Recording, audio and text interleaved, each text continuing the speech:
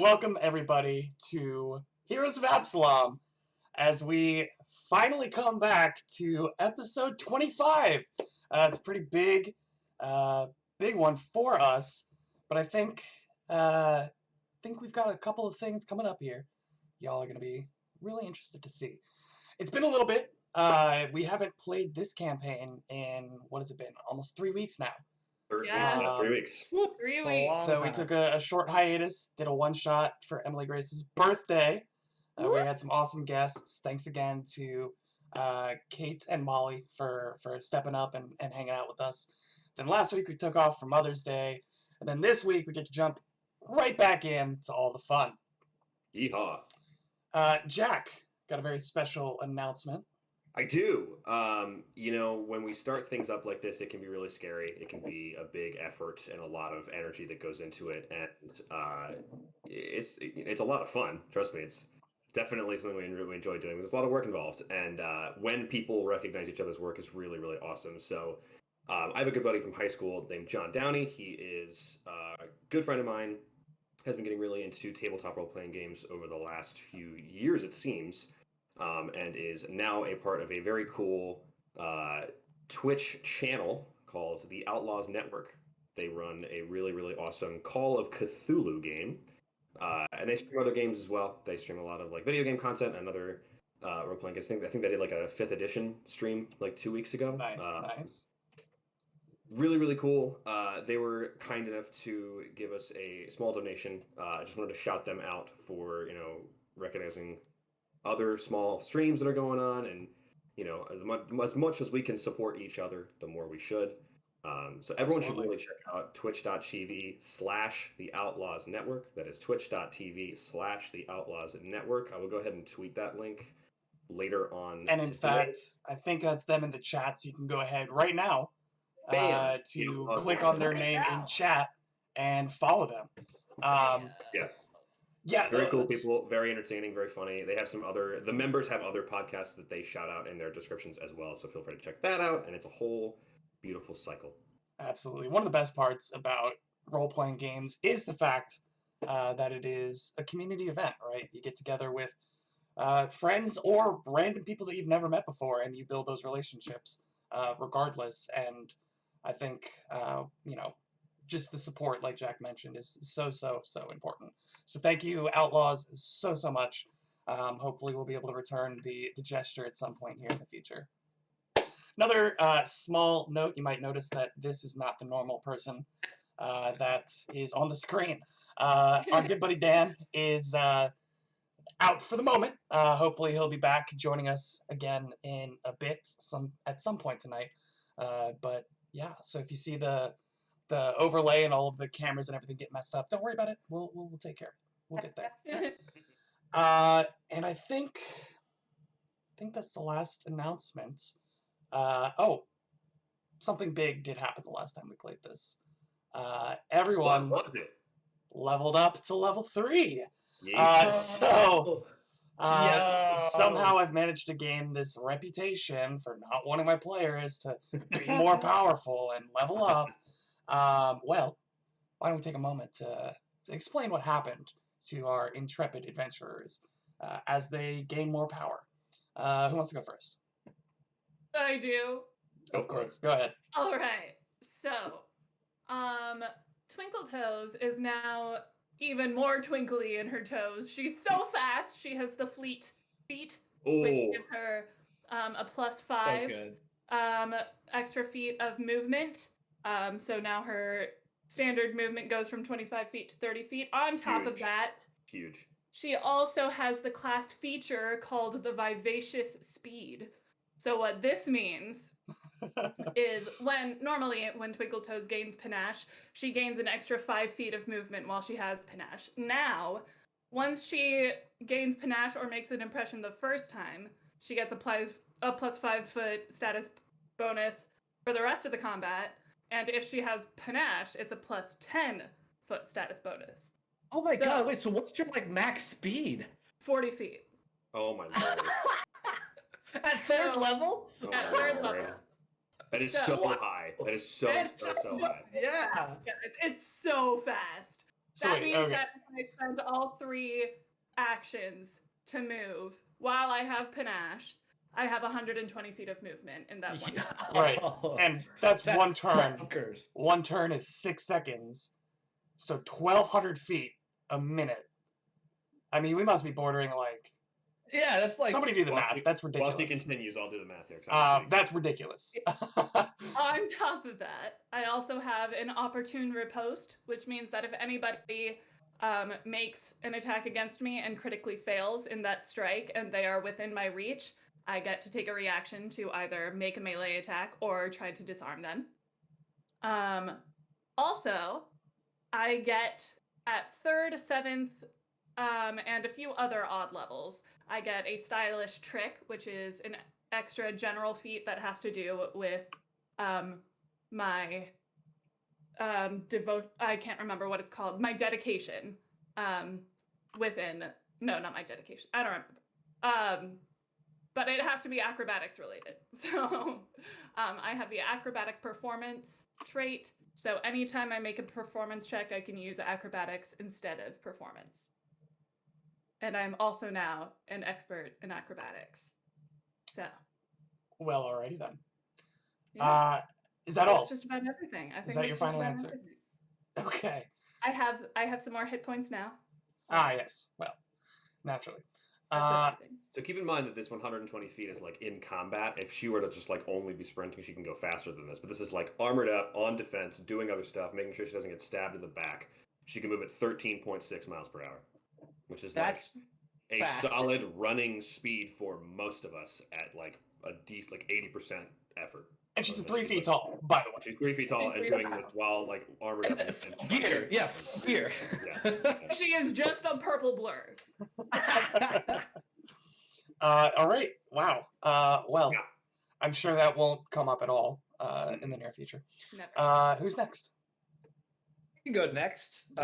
So 3rd level is an exciting level for a couple of reasons. The first one is my special 3rd level ability is called Keen Recollection, which on its face looks much cooler than it actually is, I think. because what this is I get my proficiency bonus, or no, my level. I'm sorry, my level bonus for any recall knowledge in which I'm untrained in. So I now have like, regardless of what recall knowledge I do, I can do them all, and if I'm not trained, I still get a bonus. Except I'm trained in almost every skill, so it does almost nothing for me. But if I ever need to recall knowledge on like a perform check or something, then I've got a little bit of a bonus. How does that work with, how does that work with like lore skills? Like, can you just roll like Any lore untrained? Probably not. I can't see a No. world where will let me just have a a +3 Make bonus up to a lore. And not like a Like- random lore. Like maybe it's like a city lore or like something very kind of general that like even the adventure path might have written in. I don't know. I'm just spitballing here, but It'd probably just be society at that You point. can always Um, make a case for it. You can always Yes, make sure. a case Yeah. for it. sure. always make a case. Interesting. So yeah, I got keen recollections, and then at third level I get 2 other things associated with my skills. So I get a skill increase and one of my skillful lessons, which are skill feats that have to be either intelligence, wisdom, or charisma based. Oh, cool. And I get those at certain levels. So I decided to sort of link them together, and I bumped my crafting to expert and took alchemical crafting as my skill feat. So since we no longer have our dear alchemist goblin friend, I figure I might just take on the role of being the craft monkey of the party. And alchemical crafting is such a good skill feat. Like, It's great. it's It's great. yeah. Yeah. Really cool. The second you take it, you just automatically learn 4 first level formulas that you just have now. So I took a bunch of formulas that I now have, which is very cool. You know, I obviously would need to go and buy supplies and stuff. I don't just automatically get all the stuff, but Is this the first time you have played an alchemist? Or someone yeah, with I've alchemical crafting. I've never really played any sort of character. I've played like a 1E witch that did a lot of crafting with like potions and stuff, but never like alchemical stuff. I dream of playing an artificer one day. Like, Yeah, I'm very excited about going this subclass. Guns and magic. It's cool. It's cool. Yeah. Yeah, we're getting basically an artificer, right? Yeah. Yeah. And then What is it, inventor? Something like that? Inventor. Yeah. the last thing then, besides health and all that, is my general feat, which I took Ancestral Paragon, which lets me take another ancestry feat, which I'm actually not going to reveal until it comes up, because it's such a cool ancestry feat. Sneaky. So, but very, very excited about it. Very you shifty. already told me about it. Well, I mean, how interesting can human ancestry feats be? Exactly. Normal human ancestry. Completely normal Yeah. human ancestry. Yeah. Yes. And last but not least, Kashak. Kashak the Black Scale. He didn't get a whole lot of exciting stuff on third level. He became an expert in will saves. Yeah. So that's pretty cool. He's now an expert in all his saves, which is pretty cool. I get to cash in on a second level choice that I made.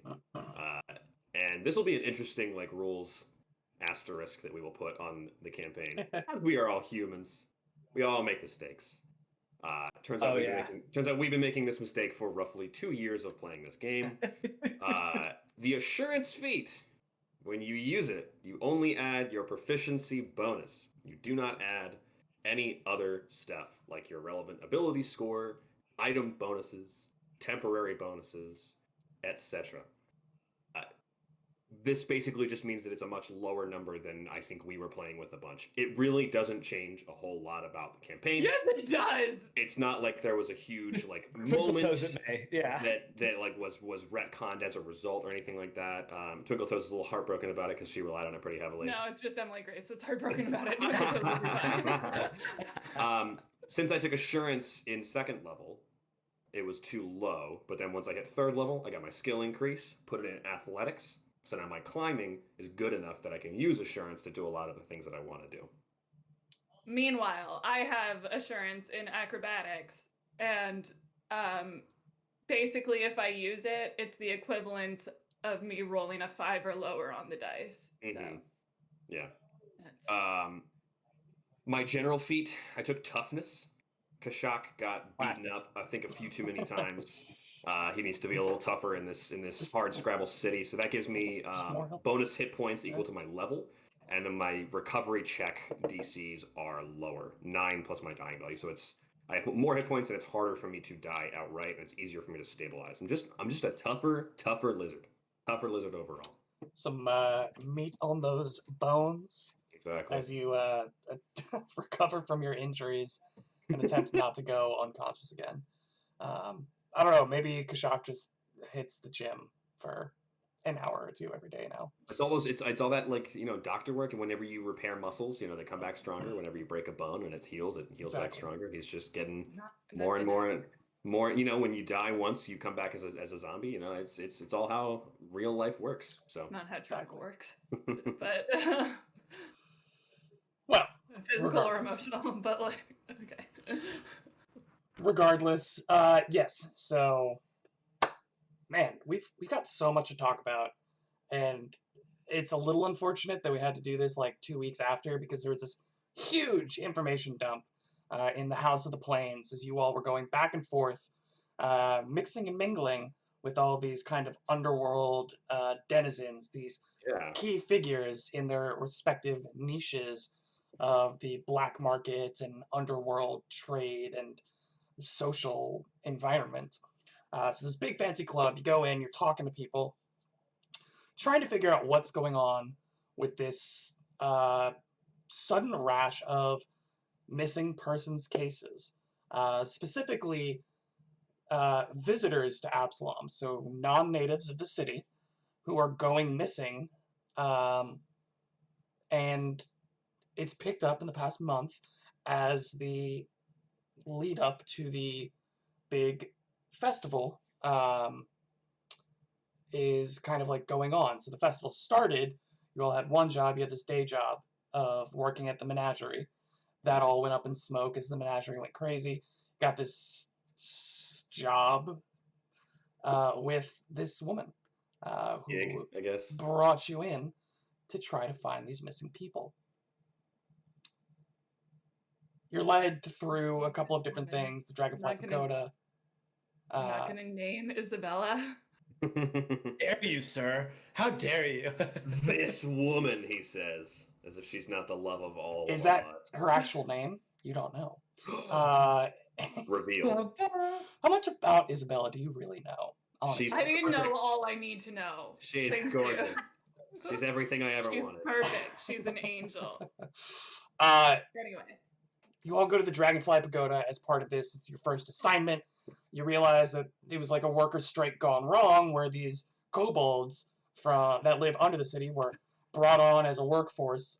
Turns out through an illegal brokering of a very, very subpar contract, terrible pay, and terrible conditions to work for the Minkayan delegation, Minkai being a foreign government that are here installing the Dragonfly Pagoda as their festival attraction to help finish it after the prior workers had gone missing. Again, this is why you're there.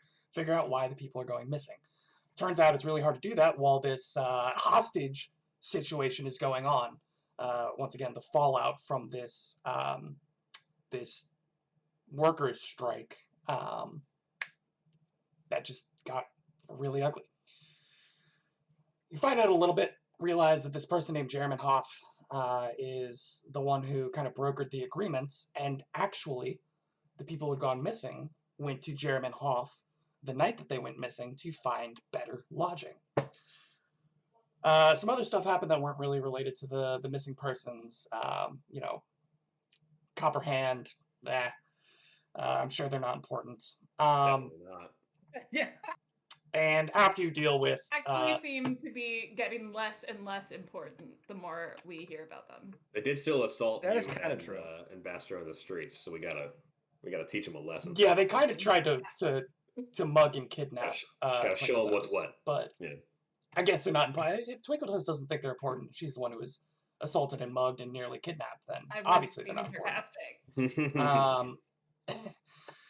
After you deal with all the stuff in the puddles and the underground tournament, you head over to the House of the Plains to go talk to Jeremy Hoff. You meet Layla Scandrabar again, somebody you met at the underground fighting tournament. You meet a bunch of other of these underground, again, undercity denizens, these figures, these powerful, figureheads of their various assassins guilds, smuggling dens, prostitution rings, illegal narcotics producers, all of these just genuinely bad people.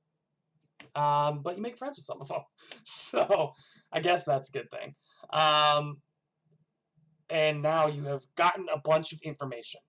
Tons and tons of this information, leads, hints, quotes, things, that it sounds like you all need to sort through. So, we return to our stubborn swarm of savvy socialites as they finally make their way out of the House of the Plains. That was really good. I like that to one. regroup Yeah. and plan their next move. They've had a few leads to work with and now seek to sift through the truths and lies presented to them by the nefarious characters from the club. As a parting gift, Layla Scandrabar presented Twinkletoes with a beautifully ornate amulet and said to find her at the docks if they ever needed anything. Furthermore, Forsyth and Kashak find themselves still reeling from the weight of the conversation they had with Jeremy Hoff himself, as they try to piece together exactly how much is becoming known of their group. We come back up to the main thoroughfare in the Eastgate district. The street runs north to south along the wall that borders the Eastgate district and the Radiant Quarter. Or the Ascendant Court, excuse me, which is the main, religious center and the heart of the city. But this big thoroughfare, you come back out through some alleys and you're in this kind of market square. Very busy. It's about 3 p.m. now. Dr. Forsyth is hammered. And 3 p.m. Yeah. Well, you've been... Yeah, I think you said this off air, but Dr. Forsyth has had a terrible 2 days. Yes. Between nearly becoming a Varguil and Vargui. Whatever. Demon. And then being cured from that and then thrust into the situation where he is given a rather mysterious and frankly quite threatening message from some kind of extraplanar being that appears to be after him. He decided to cope with what was readily available, being copious amounts of alcohol and liquor. And we now find the 4 of you out now, once again, in the broad daylight. Nice. What would you like to do? I think Kashak is carrying Dr. Forsyth, and so he'll just kind of look. I think maybe we should just stealthily head back to our flat, make sure no one's tailing us first. I think so. The closer we can get this gentleman to a bed, the better, I think. Whereabouts are we coming out? Because we came out the front door, right? With the main entrance. We didn't go back out. Yeah, so you went in the actual entrance instead of the back entrance that you snuck in through. If you take a look at the map, I'm assuming we can commit this place to memory and learn how to where we are, and if we needed to come back through the front door, we could do that. Yeah, we would still need invitations. Yeah, we would need invitations in that case. Sure, Yeah, but I don't want to need go. invitation. I don't want to have to go back through the Darklands tunnels and fight more shadow monsters or Vargui if we don't Sure. have to, right? If we can get That's fair. invitations and then we know where the front door is, we're in the paint. Yeah. So. So if you look at the map, to the very far northwest of the Eastgate district, next to all of that hub, basically, of buildings and whatnot, that borders kind of in that little peninsula in between the Petal District, the Ascendant Court, and the Coins.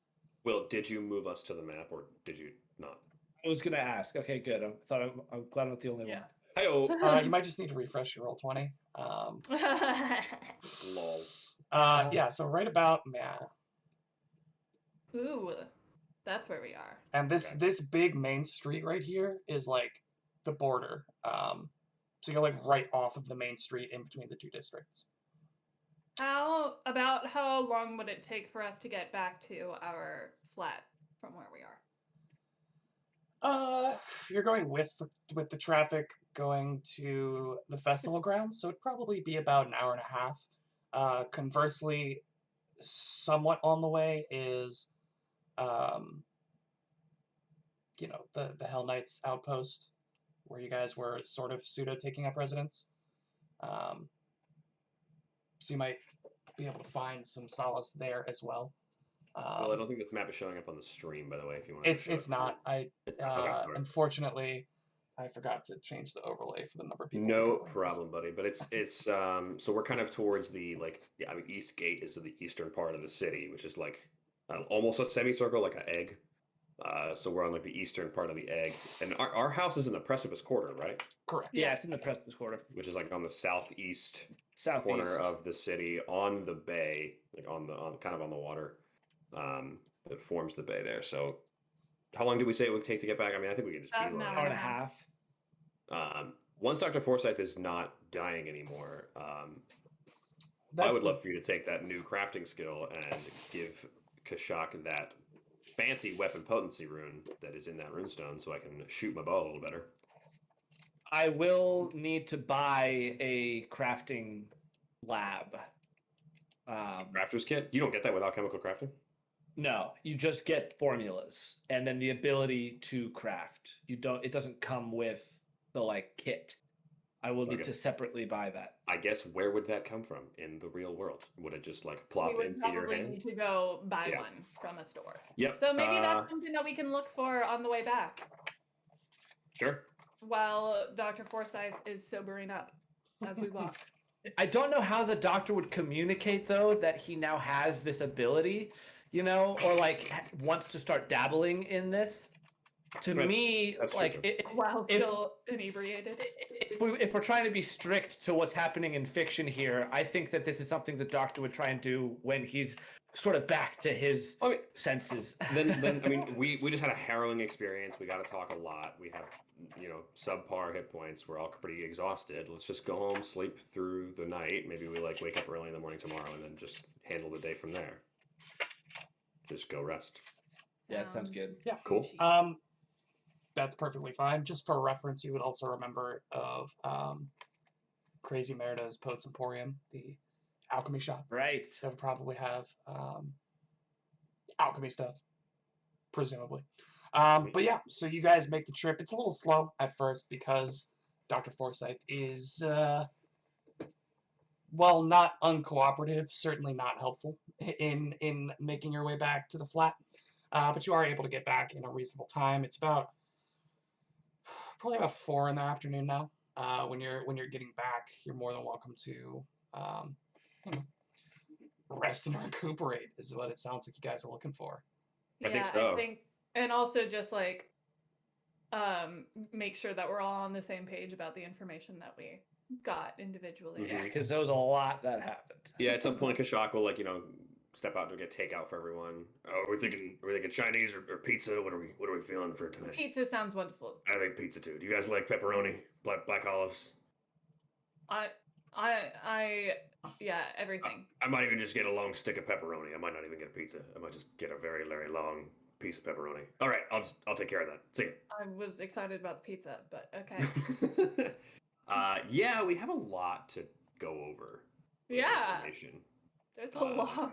Let's see how good the 100%. player notes are now that we have. Mhm. Yeah, I'm looking at my notes going, Yeah, what my does this stack. mean? Okay, so Yeah. I'm going to just throw out sort of the clusters of locations and information that I have written down and see if you guys have similar information. So there's the Brine. Yes. The Brine is one of the main prisons in the Puddles district, which is the district directly opposite of ours.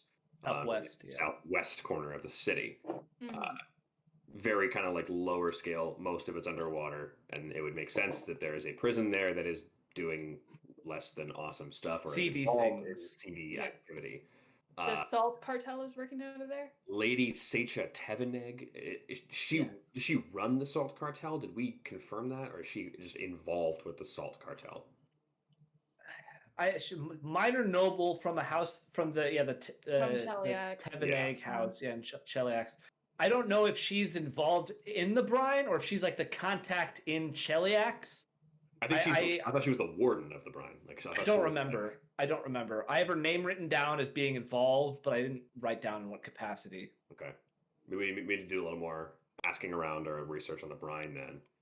That to me is where I think we should go next, just based on what I've been thinking about. But I'm curious to hear what you guys think as well. Then there's the Dreaming Palace.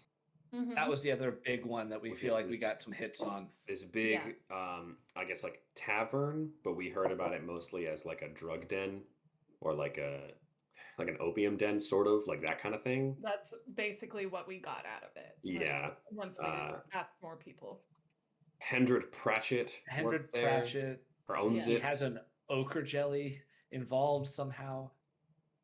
So maybe the doctor can do a little recall knowledge on ochre jellies if we need to. We became kind of homies. His quarter. Oh, it is, yeah. Yeah, that's interesting. We made homies with Layla Skandrabar, who was one of the came back from the recap as well. She hangs around the docks, so maybe if we have more questions after we go to either the Dreaming Palace or the brine, we can talk to her or communicate with her in some way. Mm-hmm. The docks like connect the Precipice Quarter and the puddles along the shoreline. Those the three bayfront districts that we have there. So we're kind of hanging out mostly in the south part of the city for the next couple of missions. It seems like. The other people I feel like that were like good for us to remember is Molly Crimson. Mm-hmm. Her like employees are like kind of on our side. Mm-hmm. I forget exactly what the bonus is that we got from her, but they're helpful to us in some way. Her like workers. Yeah. Willifrit, I think, is where we first heard about the Dreaming Palace because she was like that underworld real estate broker. That is correct. Willifrit Stoneborough. Yeah. She did not give us a whole lot of information about how to contact her like Layla did. She was like, I hang out here a lot, and it's like, okay, whatever. I think Layla was the only one who gave us like outside of the House of the Plains a way to like get back in touch with her in some regard. Well, did you say she gave me an amulet? Yes. I didn't write that down. I forgot about that. I just missed that. Cool.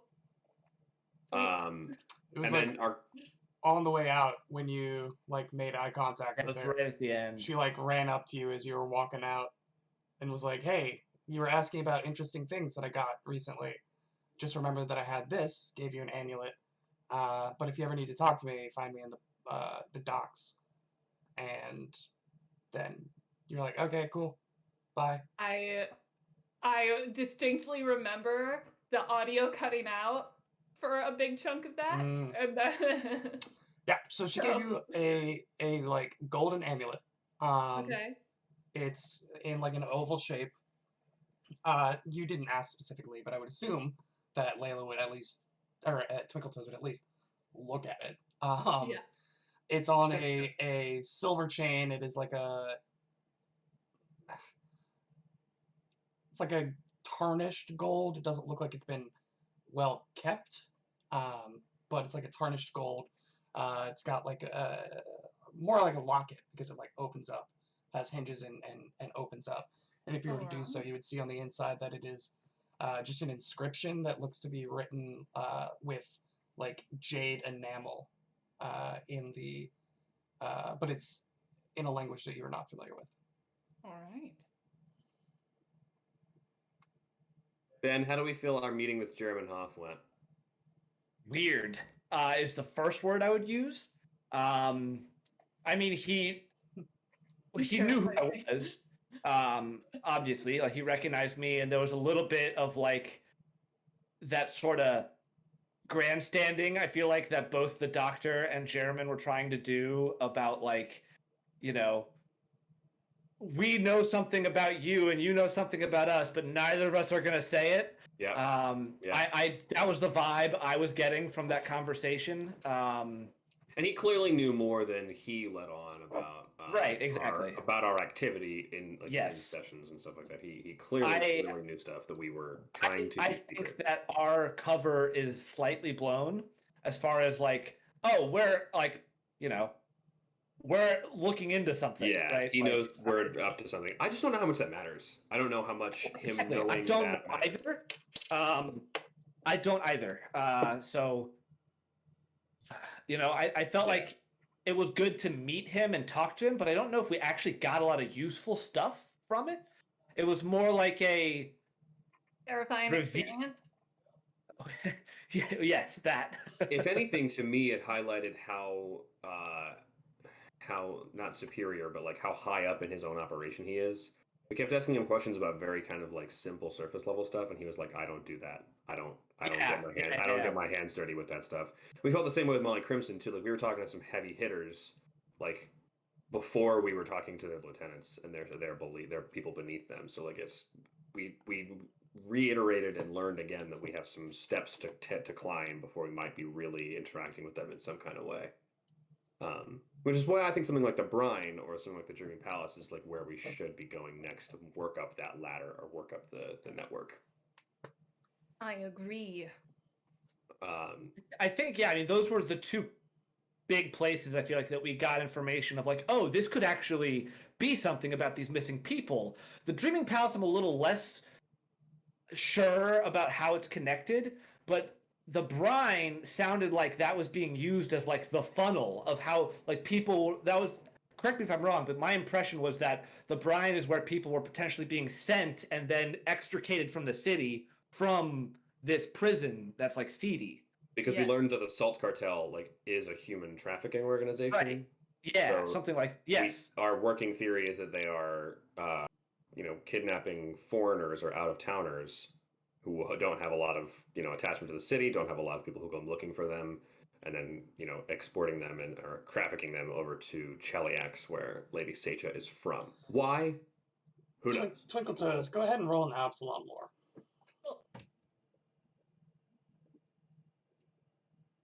Absalom law. It's not good. You have a hero point? 9. 9? Yeah, you're not really familiar with the Brine. Like, you know that it exists, but But the docks were my place. I think it might make the most sense because we got more like hits about the Dreaming Palace. I think the Brine we only heard from maybe one person, and the Dreaming Palace is in the Precipice Quarter. That's what I have in my notes. So I think it makes sense for us to maybe check that out first and just see like what's going on. Yeah, just walk by maybe even on our way to the Brine to investigate. Well, exactly, that's what I'm thinking. Yeah, like because it seems like the Brine might be more relevant for the missing people, but just location-wise, this place is in the Precipice Quarter, so I feel like we should at least check it out first. Agreed. Right? I think you're right, but I wonder if it's more pertinent for us to spend tomorrow restocking equipment, preparing for the next things, and then we got a lot of like magic stuff. Like I really want that runestone on my bow. I think that we have another +1 we can put on somebody else's weapon. I would really love to have it on my crossbow. Stuff like that. So yeah, we can do that tomorrow. Put them on the dukes. So we can do that tomorrow. And we can go from there. yeah, absolutely. I mean, you take the rest of the night. You're just kind of, again, just rehashing now that Forsyth is somewhat awake. You're able to kind of corroborate some of the information with him again. I like to picture that this conversation was happening at like 11 p.m. after the doctor slept off his booze. Absolutely. What's that hangover like, by the way? What's that? Well, Will, you tell me, because I was at step 5 of the drunkenness scale, so I don't know if that has any lingering effects or not. You actually have alcohol poisoning. We need to take you off. We pumped your stomach for 6 hours. Yeah. Yeah, no. You were definitely drunk, but it actually wasn't mechanically that bad. You passed a lot of fortitude saves. Flat-footed, clumsy 2, and sickened 2. Not that Yeah. well, compared to what it could have been, Well, not fair. that bad. That's how I would describe most of my Friday nights pre-pandemic. Um, You know what I mean? Yeah, no. So you definitely feel it. Definitely dehydrated. But you're able to perk back up. Maybe get some coffee and some bacon, and you're feeling a little bit better. Oh, Kashak just hands you half a pepperoni stick when you wake up. The dog's like, ah, and just like starts gnawing. And So Kashak, cure you right up. It'll be everything you ever needed. cured meats cures you right up. Uh, And now Kashak will always just have pocket salami and pocket pepperoni. Yes. Actually has a holster, one for each, just like. Every once in a while, he'll confuse his quiver for his pocket salami when he fumbles. Yikes! Just fire meat from his bow. It just launches And a it- hard stick of salami out the bow and just rocks somebody in the head. I'll make a case for 1d2 bludgeoning damage if I roll well enough. But...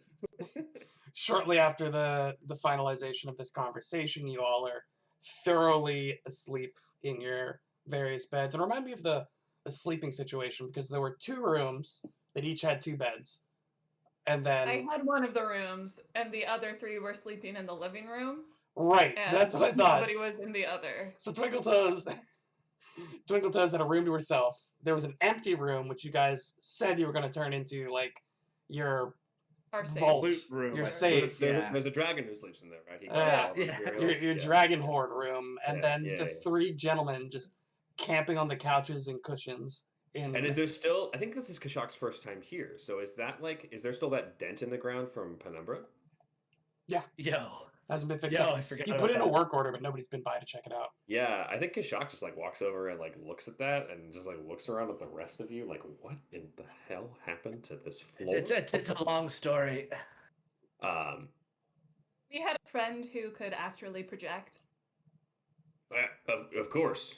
That's a staple of Iruxi culture. There's lots of shamans and people who can do the same thing. As he's saying this, he's walking over to we don't have like sinks. There's no running water. He's trying his best to flood the kitchen. Shock. That's not really going to work for our second story apartment. I'm sorry. We do have neighbors beneath us.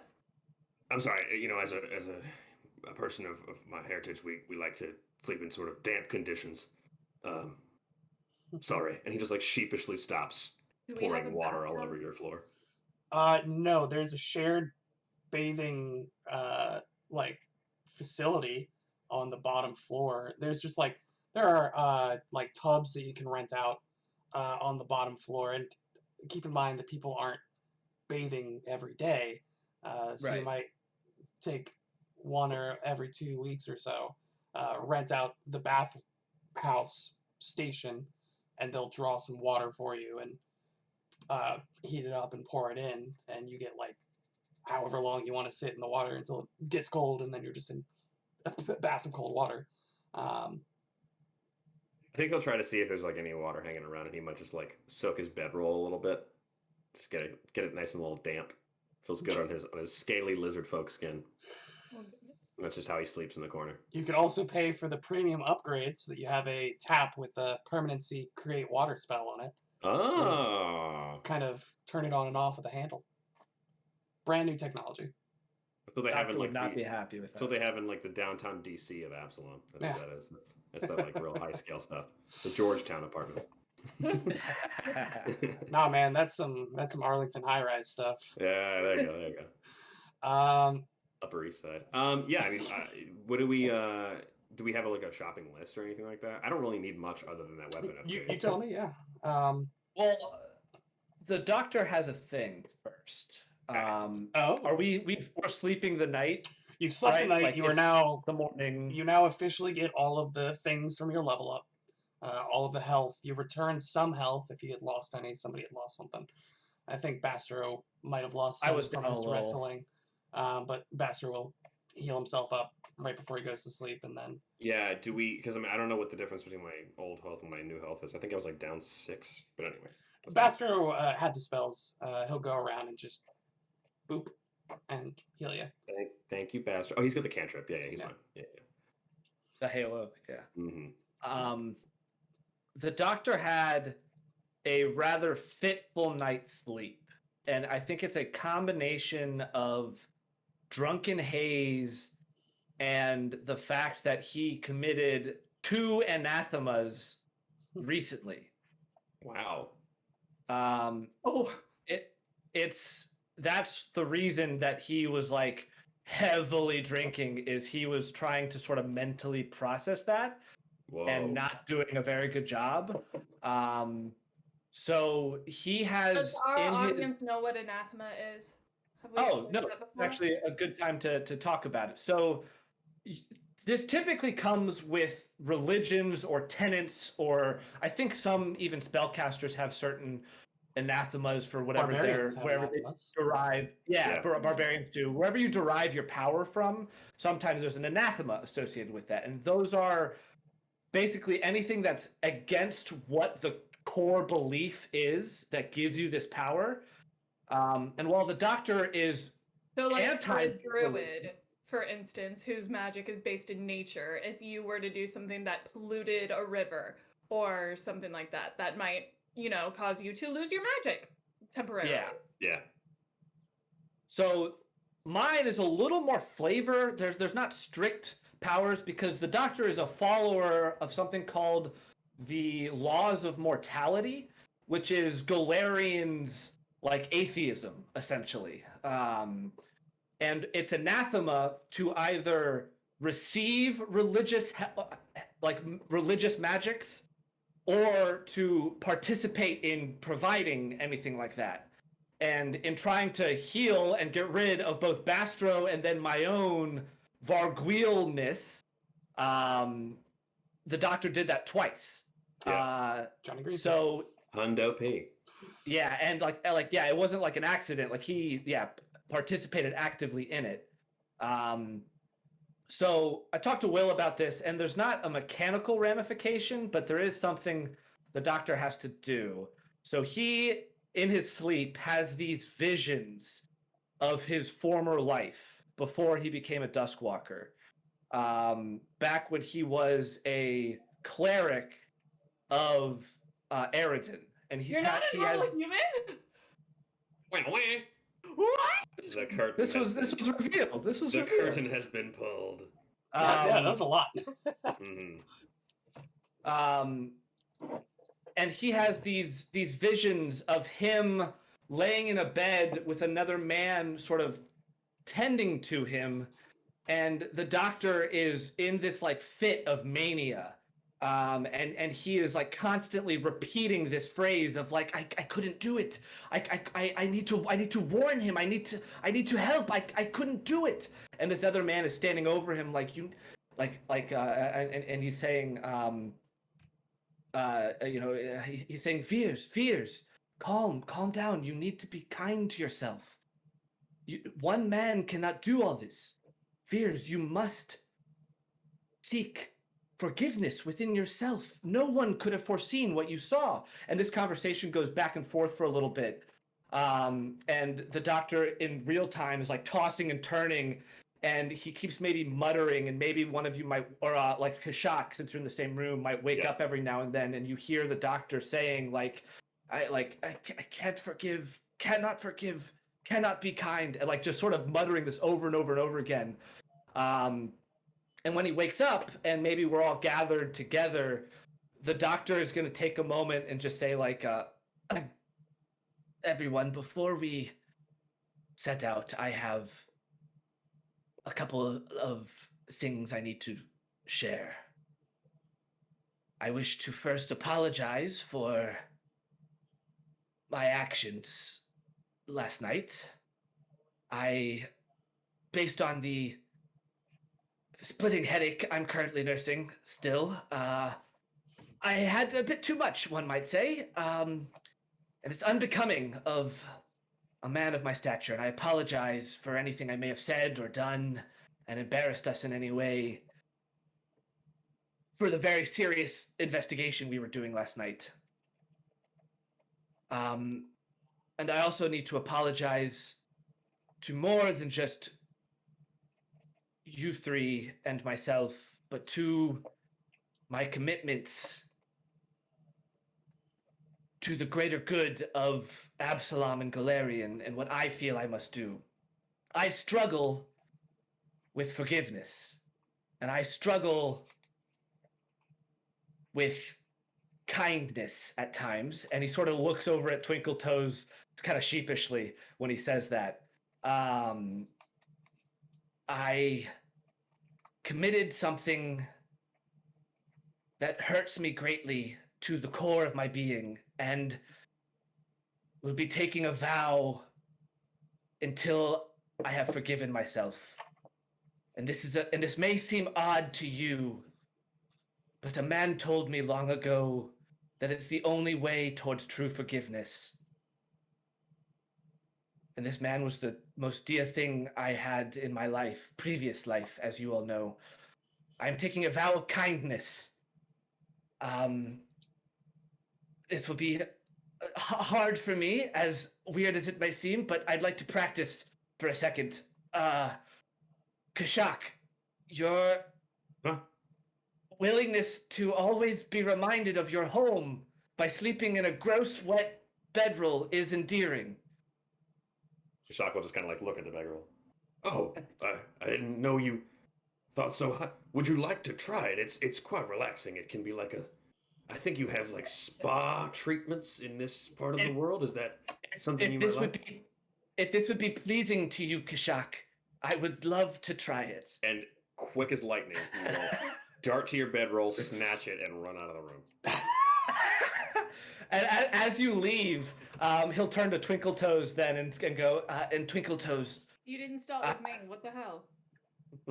I apologize for not starting with the clear leader of this party, as it were. I put his hands up like, what the hell? I was like, oh, Bastard, sorry, I didn't see you there. Like Twinkle Toes, she's just so tall. Your steadfastness with always seeking goodness in the world is something I am not used to, if I can be frank.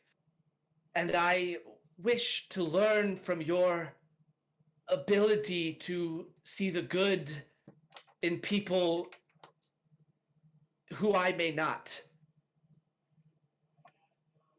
And he'll turn to Bastro and say something silly.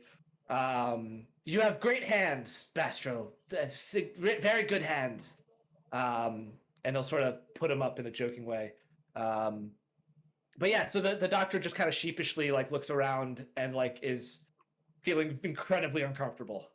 And Kashak bursts back into the room and just is dragging your extremely wet bedroll, like soaked, dripping bedroll. Right. The doctor takes it and is like, thank you, Kashak. I will gladly experience your ways. And he'll like lay it down and like pat it a couple times and like sort of take a couple of deep breaths looking at it. Yeah, and he sees you setting it up. He's like, well, actually, it's better if you do it this way. He'll like kneel down and like show you the way you're supposed to set it up, like based on what his people used to do. And he'll be like, it's actually better if you let it sit in a big ball first. And if you let it, if you crumple it and then it like opens itself almost when the water settles, it's really quite good. So he'll just like rough up a couple points and like show you what you're supposed to do. And the doctor like takes out his notebook and is like actively taking notes. Mm-hmm. So to as you all are finishing your breakfast of sliced salami produced from the pockets of none other than Kashak. Slightly warm. Well, it wouldn't be from Kashak, but and maybe some eggs that Bastro had hard boiled before everyone woke up. You all are set. What is the goal for today? What are you all doing?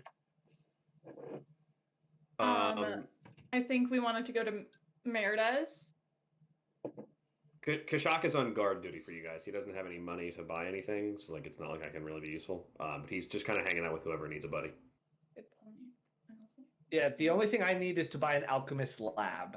Just because I have the loot sheet, I'll remind you guys.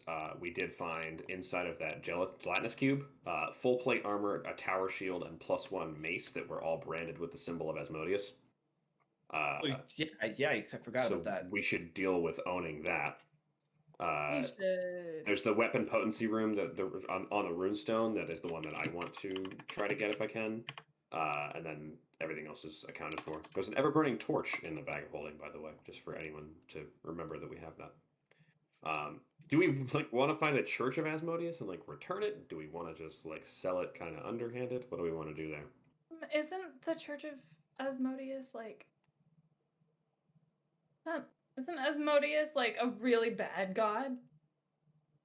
We learned a little bit about it, I think, and I can lawful evil. I can go ahead and speak on it. Yeah, he's the lawful evil god of hell.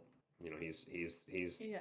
very not cool, but he is lawful, and he's not a chaotic evil demon god.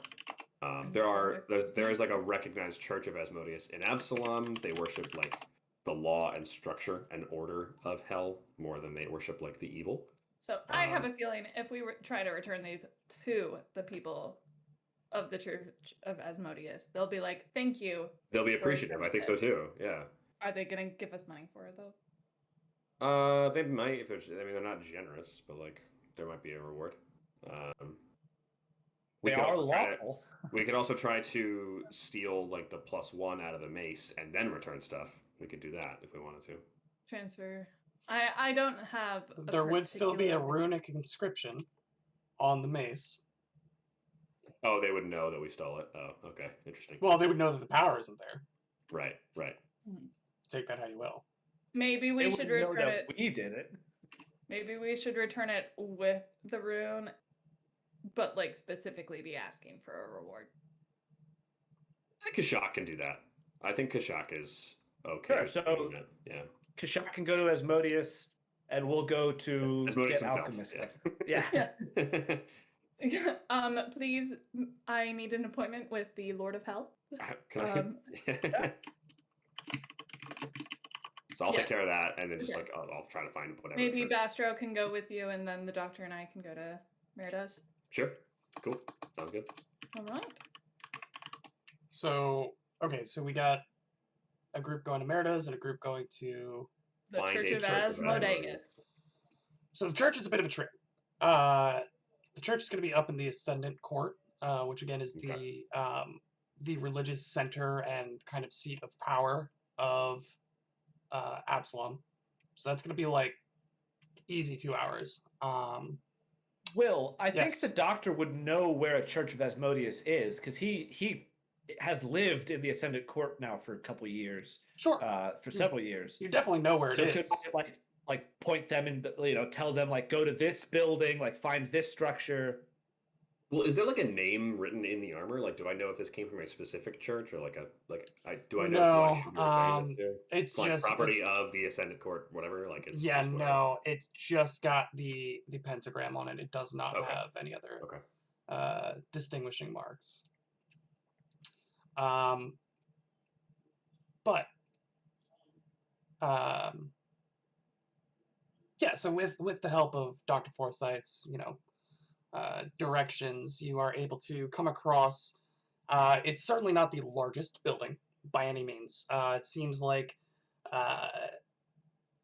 whatever stigma there may be towards Asmodeus in a predominantly good and or neutral city has left the Church of Asmodeus in the Ascendant Court, while still extravagant because it is essentially a cathedral.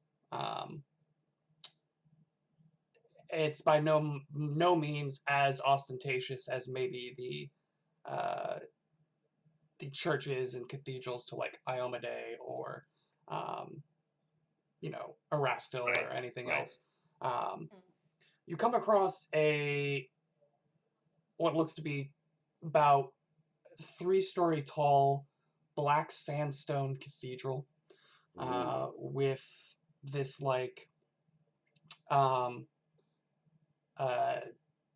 it's very gothic. It's got the gargoyles that are in the forms of traditional devils You see the red outline of the upside down pentagram emblazoned on the large dark wood doors on the front of this cathedral.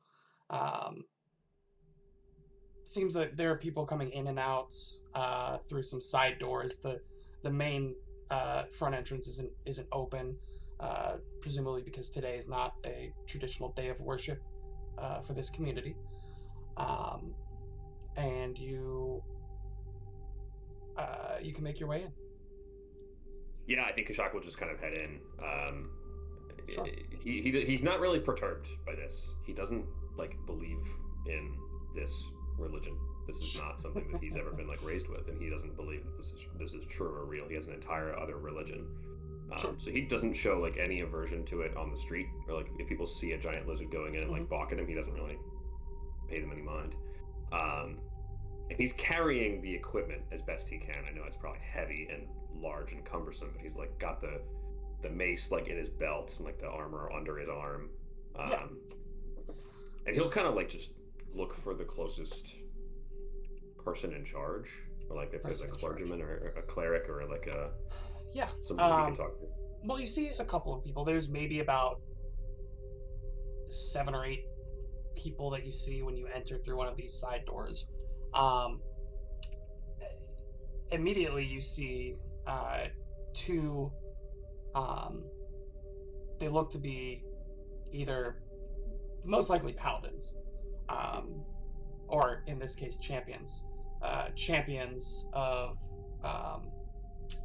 Asmodeus, who are posted one at either of these side entrances, wearing very similar armament to what you are currently carrying, the mace, the plate armor, but they also have the livery and cloaks and vestments of kind of this holy figure, this dark black cloth with the red embroidery and the red pentagram. Neither of them. Go ahead. Pardon me, man. I was looking to return these to someone who might find them useful. I was with a fellow party. I was with my friends, and we were doing some investigating around the city, and this was found abandoned in almost a cave underground, and I wanted to make sure that somebody allied with your cause and your religion received it again. Okay. He'll kind of take a look, see the imprints of the insignia on the breastplate. I'll say, very well, follow me. And we'll just kind of make a beeline up the aisles. You see just this almost sterile worship center. It's very organized. Everything is down to the inch perfect.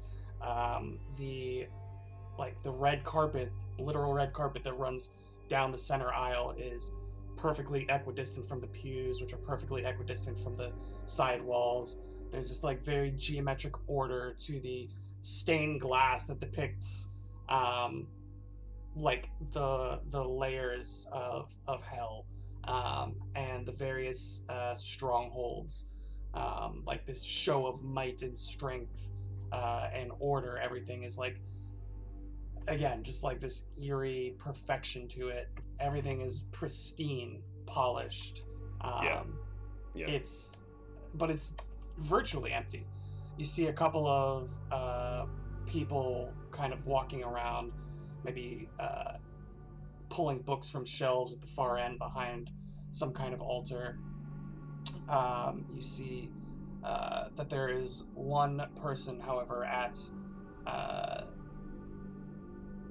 the front pew, who is just kind of poring over what looks to be a pile of scrolls. But even this pile, every scroll that is not actively in his hand is neatly rolled, and they're in this pyramidal stack next to him. It's not like he's just tossing the scrolls he's done with to the side or leaving them. No, everything is polished. Cool. And the champion walks up and says, "Sir, this person, he kind of like does like a once over of this Uruxi man before him. Person has come with, well, it looks like some of our armaments. The man reading over the scrolls takes a moment to finish whatever paragraph he was on, and very deliberately and carefully rolls the scroll back up before even acknowledging your presence. Wraps some twine around, tying it shut, places it down on the stack, finally looks up to you, looks back down at the chest plate, the mace, and what else did you have? It was full plate. It was a tower shield. And Probably the tower not carrying shield. all of that. I maybe like put it out on the floor. From Yeah. Sees it. Yes. This does appear to be from our armory. And Yes, precisely, how have you come across these pieces? We were investigating something underground in a tunnel. There was I believe my friend referred to it as a gelatinous cube. When we were able to destroy the creature, these were inside of it. And I believe there was a skeleton in there too. There was. I This was believe all that- like on the skeleton. On the skeleton, yeah. I When you believe got it that off. one of a brother in arms of yours might have tried his best against the cube, but it was a valiant enemy for the even four of us, and I assumed that if he were by himself, he would have stood no chance. I imagine he probably died in valor, but died he did, and I hope that this can serve you again. Yes, they do seem to be in decent condition. And he like just grabs the mace out of your hand, doesn't really ask or anything, kind of looks over it. Still intact, still has the inscriptions and the rune. Very good. Well, you can leave it with him, thank you. Shocklight doesn't move for a second. He goes back to the scroll, painstakingly opens it up. I assume that you are aware that we had options with what to do with this equipment. Yes, and you've done the right thing by bringing it back to us. Of course, and the other options that we might have taken might have been a slightly more lucrative. Yes, which is why I commend you for maintaining the order of returning things to their rightful owners. Yes, of course, order is always important, but with, bills to pay, mouths to feed, bedrolls to make wet, it's important that people who do the right thing perhaps receive some compensation. Go ahead and roll away diplomacy. Who's ready for this big bonus? Oh.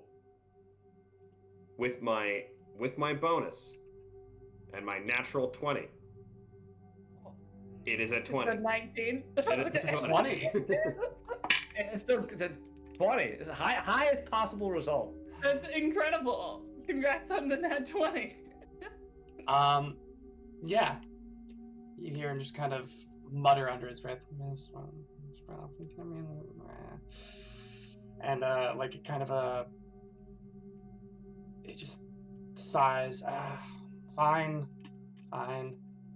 Suppose you may be compensated for your efforts. Thank you. I assumed that clerics of Asmodeus would be able to see the right thing to do as well. One moment, please. And he'll, like, roll the scroll back up again, Mm-hmm. wrap it in the twine, tie it off, set it down. In the same exact As he, like, stands up. Yeah. And you see, like, he's, like, pretty old human man.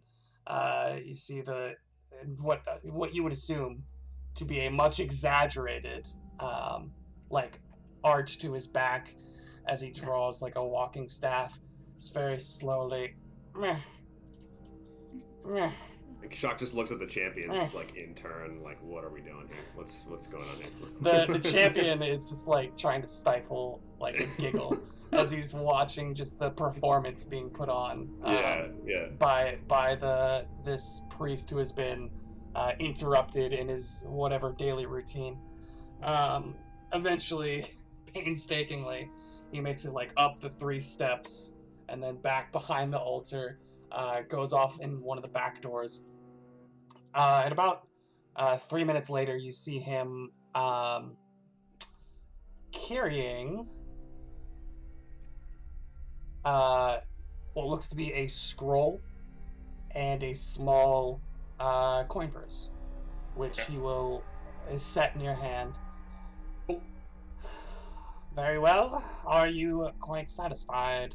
Yeah, I don't think Kashak would like count it or anything. I don't think he would either think to, and if he would assume it's rude. So he would just. I think he'll give like a very deep, like almost like squatting bow, just like towards this guy, like almost like a warrior's bow, and he'll just say, "Thank you for your time, and I wish you the best in all your endeavors with the rest of your day." And as he stands up, he'll like nod to the 2 champions and then just get out. Very well. Asmodeus be praised. As you walk out. What did he give me? He gave you a sum total of what looks to be about, I don't know, round simple numbers, about 8 gold.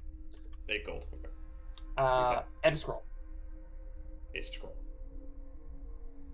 A magical scroll? I mean, it could Oh, very don't well do just say "screw you" and demonic on it, or infernal on it. You have no idea. Does the money look real? Do you bite it? Yes. It's chocolate. No, it's real. Can't have chocolate. Chocolate coins. Everyone just go ahead and take 2 gold off of that. I'll mark it for Jasper as well. Sweet. Thank you. I assume we might have given like a meeting point, but we can also cut scene now if you want to. Yeah, I mean, it's gonna. The round trip is about 4.5, 5 hours for you. Right. So. This also gives us like some time for Dan to say whatever Bastard did with his time, but if we say we did the whole day for that, that's fine with Kashak. He didn't really have anything else to do. Yeah. And now we cut to the crew going over to Crazy Merdos. Yes, we do. So you come back to Crazy Merdos Potatoes.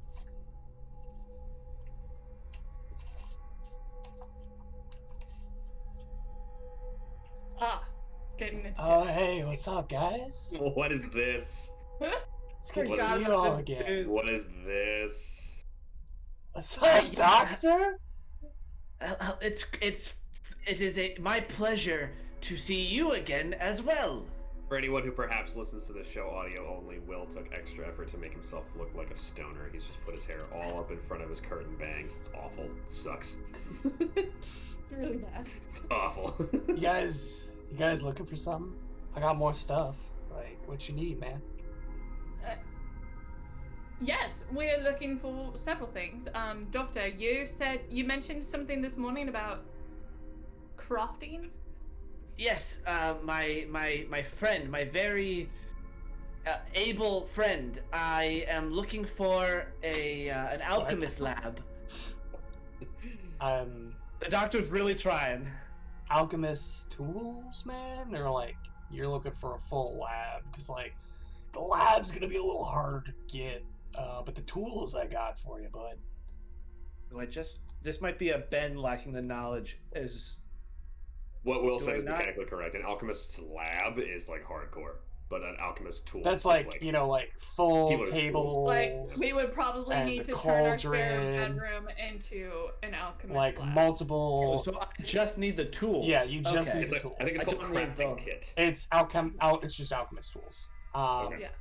So the alchemist tools will give you the ability to do your crafting checks, as well as if you wanted to get the expanded alchemist tools. The expanded alchemist tools would also give you a +1.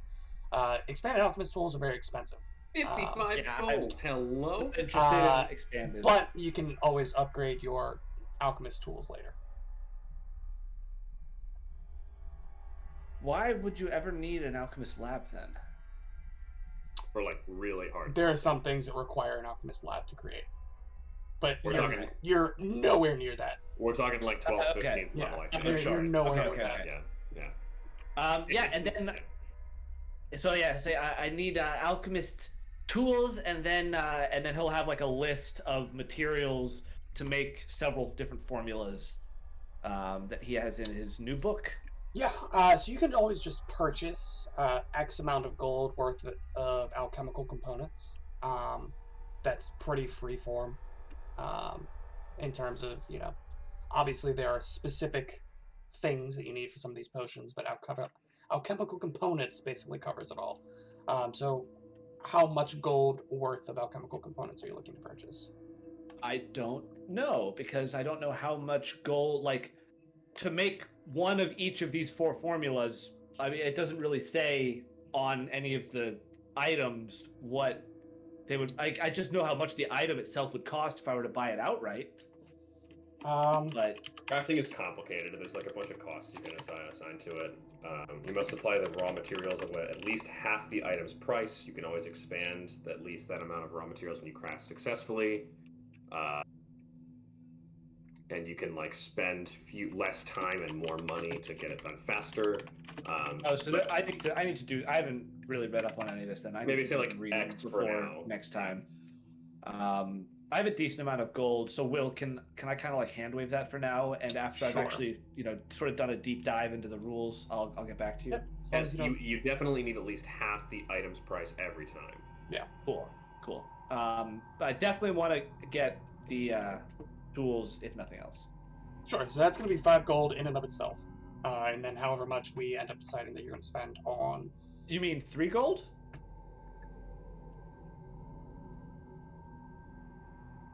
I'm seeing 5. The alchemist lab is 5. Where are you seeing Alchemist Lab? Because I'm genuinely not seeing Alchemist Lab. That's on. So I'm on Archives of Nethys under the crafting section.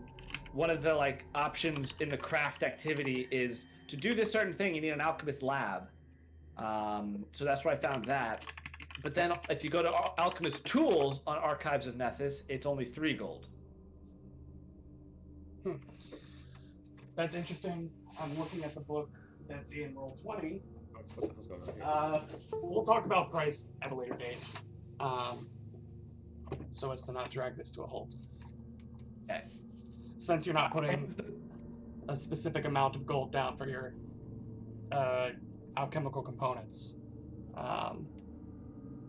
that is interesting. You have an appropriate set of tools, and in many cases a workshop. So I think you can use alchemical tools or an alchemist's lab interchangeably for a lot of stuff. You need an alchemist's lab to craft alchemical items during downtime, but alchemist tools allow you to do simple alchemical tasks. Man, this is confusing. Anyway. Yeah, because I'm just typing alchemist tools into Roll20, and I have the compendium and everything, and it's saying 5, which is why I'm confused on that. Nethys says 3. Fine, 4, final offer. Fine, 4.5. Farmer, do apologize, everybody. Is that like backbreaking for you? Like, does that difference like No, matter a no. lot right now? Maybe we just hand wave it for now. Alchemist and say, like, tools anywhere from 3 to in 5. the core rulebook is 5 gold. So Really? yeah, Is Archives just wrong? What it says page 289.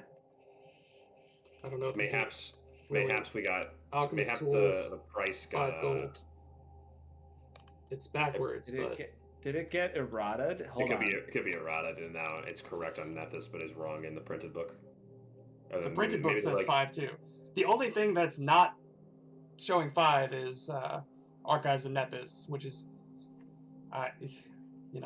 it's 5 gold. We're going for 5 gold until I see something that says otherwise. Cool. Okay.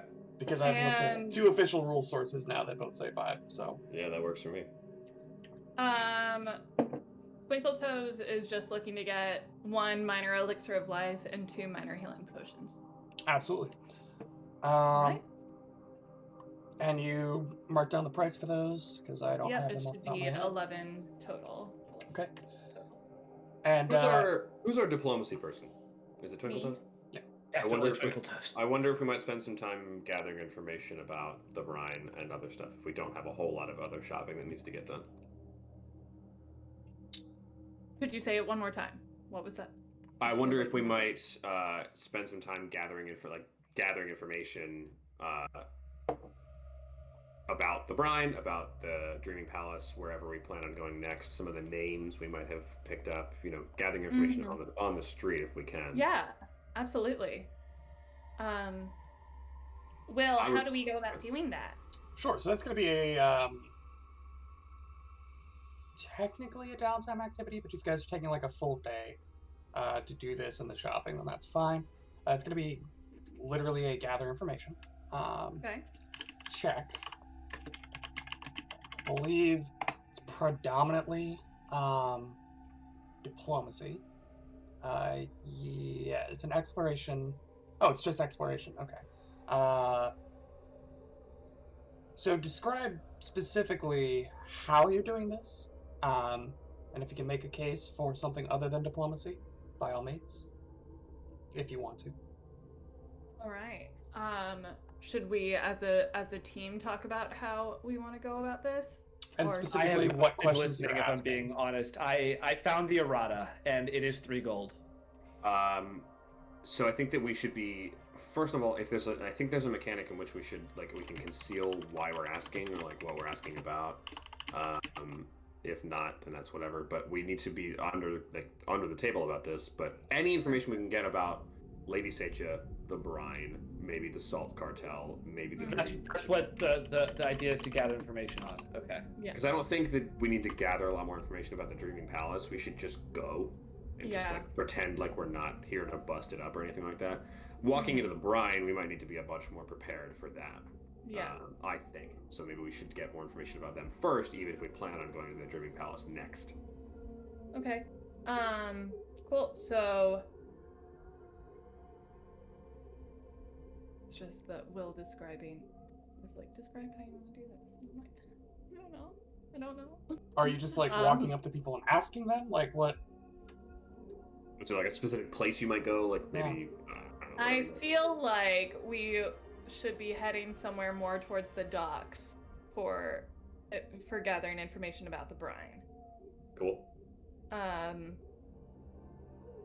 Where are y'all now? Do you know? I don't remember where I Meredith think this is in the Meredith Precipice is in Quarter. the Precipice Quarter. Okay. Yeah. So maybe after we go to Merida's, the doctor and I just go down to the docks and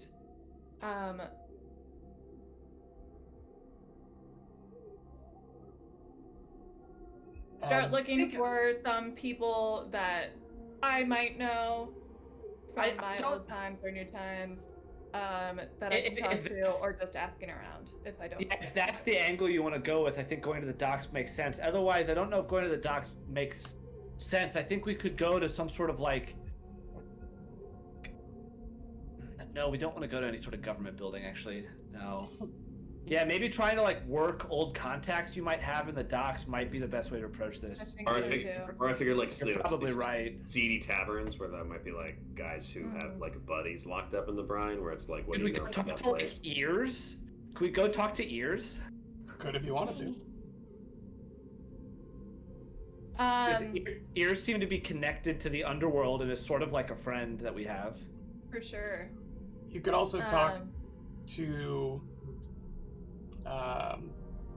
like Layla. Desmond. Layla. Or Desmond and Isabella. That's the Eastgate though. That's a hike. So are all of these places. Right. Especially if you're talking about Yeah. going to see Ears in the puddles. Oh, he's in the pipe. The puddles is too Oh far. yeah, he's I already think- bubbled. Yeah. I think maybe we'll start by looking around the docks, seeing if we can find any of my old contacts to talk to. If not, then we'll keep on heading towards the puddles and try to find yours. Remind me how long you were gone from Absalom? Let me look at my notes. I can't. It's been a while. The way this usually goes is like you can just say like I talk to randos on the street and I just say like, hey, ever heard of the brine? But like you can, I think what Will's trying to do is be more specific since it might be It might like awkward. make a lower DC or something. awkward to Yeah. do that, especially Mhm. because you're asking about a prison. So if you like walk up to like a noble and he's like, why would you ask me about that smut? I smite you down, as rich people do, and stuff like that. It also will affect the type of information you're getting. Yep. Yeah. There's Yeep. a lot of factors. I can't find my backstory with that information off the top of my head, but I believe it was about 8 years. So go ahead and are you only looking for people that you might know, or are you? I am predominantly looking for people that I might know, but not only. Okay, go ahead and roll diplomacy. Okay. Well, first go ahead and roll a perception. Okay. Then go ahead and roll diplomacy. Okay. Perception was a 19. Okay. Nice. Can I, since I'm with her, can I aid in any of these? You wouldn't really be able to aid in the perception as you don't know who Yeah. Toast knows. That's unfortunate. You could But then we'll see how the diplomacy shakes try out. to aid the diplomacy, certainly. Would you like to Sure. try? Yes, I would like to. This bald-headed blue man, the blue man group understudy. Needs more Dirty latex. 20. Dirty I 20. got the aid. Okay, So so you get a you- +1. I get a +1 to this diplomacy. Okay. Yes, ma'am. I'm gonna hero point that because that's a natty 1. Oh, Oof. Cool. For a natural 15 nice. Total of plus. Okay, so hold up. 24 total for 24 my total. diplomacy. You know what that is? Nice. That is good hero point Good. economy right Good there. hero point economy. Excellent hero point economy. Okay.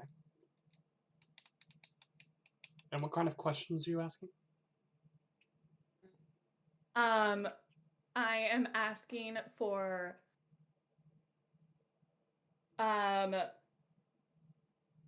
like, do you want examples of like the actual questions? I need to know what you want to know. Like, I want to know information about Lady Seicha, whether she is in charge of the brine or whether she is like whether she's located in the brine or whether she's like the contact in Cheliax, mhm, whether she runs the brine. mhm. I don't know, guys. What are we looking for?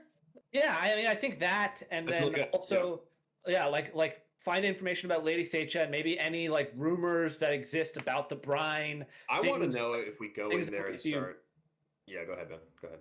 Well, just things that might be weird about the brine. Like if the brine is known as just like a really bad prison in the puddles, or if there is like a stigma about it. Like is there any information about people seeing non-prisoners going to the brine and then just who knows what happens to them? What I want to know is if there are 3 to 4 people busted into the brine or like going there. Do we need a good reason? If we show up and we seem like we're causing trouble for them, are they gonna like imprison us or Mm-hmm. do us harm? Like, are we walking into a full-scale assault on the brine, or are we walking into like talk to the right people, get the right information, move on? Okay. All that kind of I stuff. thought I just Yeah. had is maybe some of the other people we might want to be angling for this information from is if we talk to some of Molly Crimson's like Molly Crimson's people. We don't have Because Bathro with us though. That's true. Oh, I don't know true. if we But get the bonus without Bastro. Well, so you only got the bonus for talking to the people in the House of the Plains. Ah, okay. You can still Oh, talk to Molly really? Crimson's people. Yes, oh, right. I thought it was like an extended bonus. Oh. Oops, I misunderstood that. It was to, add it was the to time. reflect like in that she talks you up at the House of the Plains and like your name. Only the House of the Plains. Yeah. Okay. Now, that doesn't mean that they won't be helpful to you Mm-hmm. Sure. and that they won't like know to like help you out if you need something or if you want to ask questions. Yeah. I just think that if that's a relationship that we sort of have, then why not try and leverage it? Mhm. Okay. So, Twinkle Toes, you've been out of the city for a while. A lot of the places where you thought you might find some people that you know, you're not really coming up with anything. That being said, you still are able to find some people who look maybe a little sketchier or off to the side, able to have more illicit conversations with, even if just surface level. You're able to ask like one or two questions as you drop a few copper into like a panhandler's bucket. You're able to grab a quick pint and woo some random elven lad who appears to be away on holiday here, and get some information about what he might know about Cheliax, since he's from Varesia. Stuff like that. All Cool. these small little interactions, you're able to like ask one more question to all these different people. A couple things. One, Lady Secha is the warden of the Brine. She does live in the prison, albeit obviously not as a prisoner, but is the warden and operator of the prison. She does have a small. She's like kind of an offshoot of a royal family in Cheliax, the Secha, and she does have a few family members living in the city with her. They all act as pseudo. They're not the actual diplomats, but they are part of the kind of like diplomatic corps or the diplomatic assembly from Cheliax to Absalom. Their family again is not, actually the diplomats, but they make up the diplomatic party. What were some of the other questions? You had a lot. Yes. We wanted to know if there were any rumors about people being smuggled into the brine, people smuggled out of the brine. Yeah, trying to corroborate our theory that they are being they're abducting non-locals, trafficking them through the brine into Cheliax. Sure. Yeah, like if people have seen any like odd caravans entering the brine, or like anything that's just out of the ordinary from a crappy prison. Sure. So you don't really get an answer to that. You're not in the right area asking people who might have been around the brine to be able to see that specifically. You do get a sense that the brine is the prison where people are sent for life sentences. Okay. So when people go in, they're not really expected to come out. And furthermore...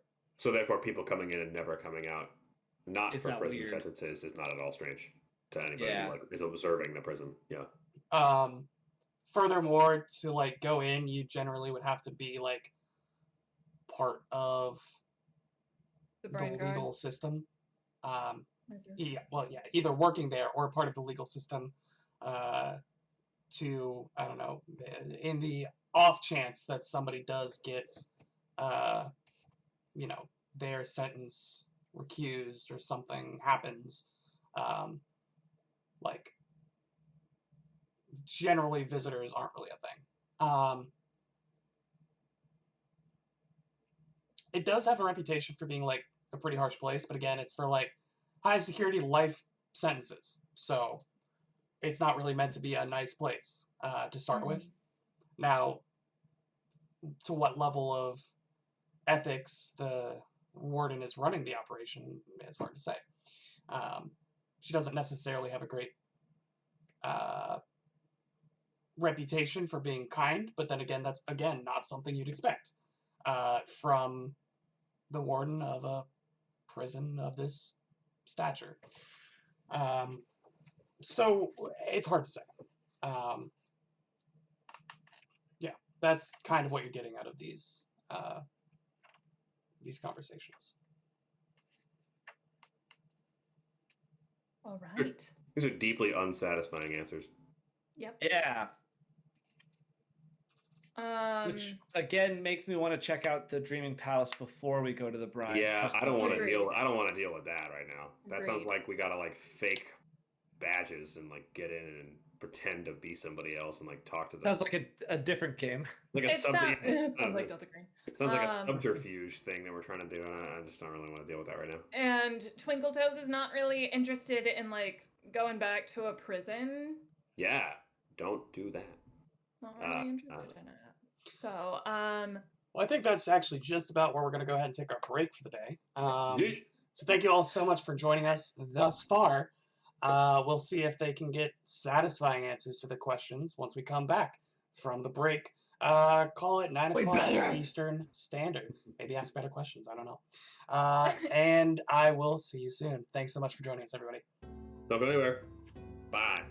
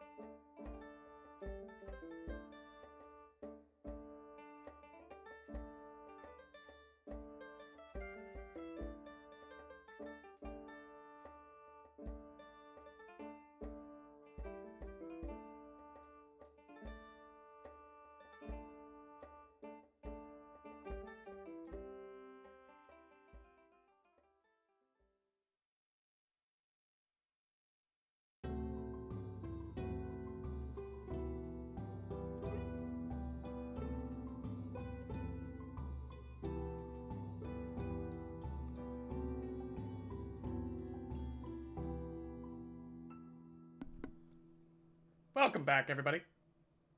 As we continue to try to figure out what the hell is going on. I don't know. Do they know? A great question. Probably not. I So, definitely don't know. let's find out if we can all find out together. Now, we just left off with Twinkle Toes and Forsyth, right? Yes. Going through the Mostly docks. Twinkle Toes. You were there. You were definitely I was there. You mechanically aided. You did do I something. did mechanically aid. did. Yeah. He was trying to compliment some of the people that Twinkle Toes was talking to. Yes. Twinkle Toes and Forsyth going through the docks, asking questions about the brine and Lady Seicha. They came up with some apparently unsatisfying answers, and that consisted of the majority of the rest of their day. Kashak, is there anything else you wanted to do before you all reconvene back at your homestead? No, he's chilling. I've got a bunch of arrows. I don't really use a lot of equipment. I'm probably doing okay. I want to clarify unsatisfying because like they were definitely like answers, but I just didn't like them. Yeah, they weren't. So they were unsatisfying. Yeah, like I as a So player. they didn't satisfy you? As a player, I didn't like them. I mean, I'm assuming that our characters are probably saying like, "Oh, good, there's not like a bunch of criminals operating in a prison." But like, me as a player, I wanted to get the hint that like we could get in there and teach them a lesson and rough them up. But that wasn't what we got. Yeah, go beat up the guards of a max security life sentence prison. Yeah, go save the day. Yeah. So it does lead me more towards like, let's just go to the Dreaming Palace tomorrow and see what that's all about. Yeah. Nothing else, just because I think it'll be just an easier thing to deal with. Like, we don't need a pretense for going into a, like a tavern-esque. Yeah, like, Yeah. we don't need a pretense. We actually might just want to go like now, like at the end of Tonight? this current day. Yeah. We could go like in the evening when it might be Yep. like busier. Yep. Yeah. Not a bad idea. Let's do it. We can blend in a little bit better. We can talk to some people if we need to. We can meet some probably interesting characters. Sure. Bastra will take a moment to, at some point during the day, identify the scroll. It is a scroll of locate. Scroll of locate. What does that do? Locates. So you can learn the direction. It targets one specific object or type of object within 500 feet. You learn the direction to the target or the nearest, if that's a specific thing, like, for instance, my mother's sword, or the nearest target if you picked a type of object, such as swords. If the target is a specific object, you must have observed it directly with your own senses. If the type of object you still have, if it's a type of object, you still have to have an accurate mental image of the type of object. Gotcha. If there's lead or running water between you and your target, the spell cannot locate the object. Running water. Interesting. Oh, wow, that's interesting. This sounds like Is this type a of divine spell? It is a divine spell. So that means that Peter could eat it and it could be added to Bastra's permanent spell list. So True. Thing to keep in mind. And it's strictly objects. Objects. Okay, objects. Yeah, this is one of those spells I think that is useless until it's like the most important spell you Yeah, can. until it is the. Thank God we had the scroll of locate. Like, yeah. It's also a third level spell. wow. Which is a big deal for a third level party. A little bit high Oh. for Yeah. Bastard to be able to learn. So you got that trade-off. Do you wait the 2 levels till you can cast third level spells, or do you find something that you need to locate? I don't know. Yeah, I mean, it'll depend, right? But Ben's right. Like maybe like we don't necessarily need to add it to the spell list because it does sound like we'll use this once, maybe. Yeah. We'll see. Yeah. So I mean, if you guys are done like shopping and everything, I think I'm down. Maybe we meet like back at home. Mm-hmm. I don't know. I think it would be like 7 p.m. roughly. Yeah, like 7:30. Yeah. Yeah. If you come in and you see, like, you'll see Kashak, and he'll probably stop Dr. Forsyth and say, I hate to keep bothering you about this, but I do wonder if we could go ahead and make my bow a little stronger. And he'll pull the weapon potency runestone out of the bag to see if we can transfer that rune. And the doctor will say, "Oh, Yes, Kashak. Let's see if he sort of takes out the alchemist tools and says, "I may need some time to do this, but yes, I will. I will get to work on this. It takes like an hour, right? Takes a Also, yes. Oh, it takes a whole day. It's a downtime And activity. It's not a. Yeah, so this is not something we can do tonight, right? Poop. I want this very badly. I mean, do you want it bad enough to where we wait a day to do it? No, I mean, no, because no, no. I think we could wait a day and be fine, but No, I think that we should just get going. I mean, every day we go by is like more people who are potentially being trafficked, so time Cool. is sort of the essence here. He just wants to, as a player, reminding you, and as a character, he wants to shoot better. So if he can, he will. Roll But higher. I'm down to go. I'm down to go. Okay. Yeah, so you're able to find the place without too much issue. You didn't have a specific location, but you've just asked around. People are like, oh yeah, the Dreaming Palace. Yeah, sure. It's about a 10-minute walk from where you're currently located. If I remember correctly, your flat is kind of like in the middle of the Precipice Quarter. The Dreaming Palace is towards the northern section, but not by much. A couple blocks. Yeah, it's not too far. Again, about 10 minutes. You know, with the nighttime activities of the Radiant Festival now kicking up, people partying, literally partying in the streets.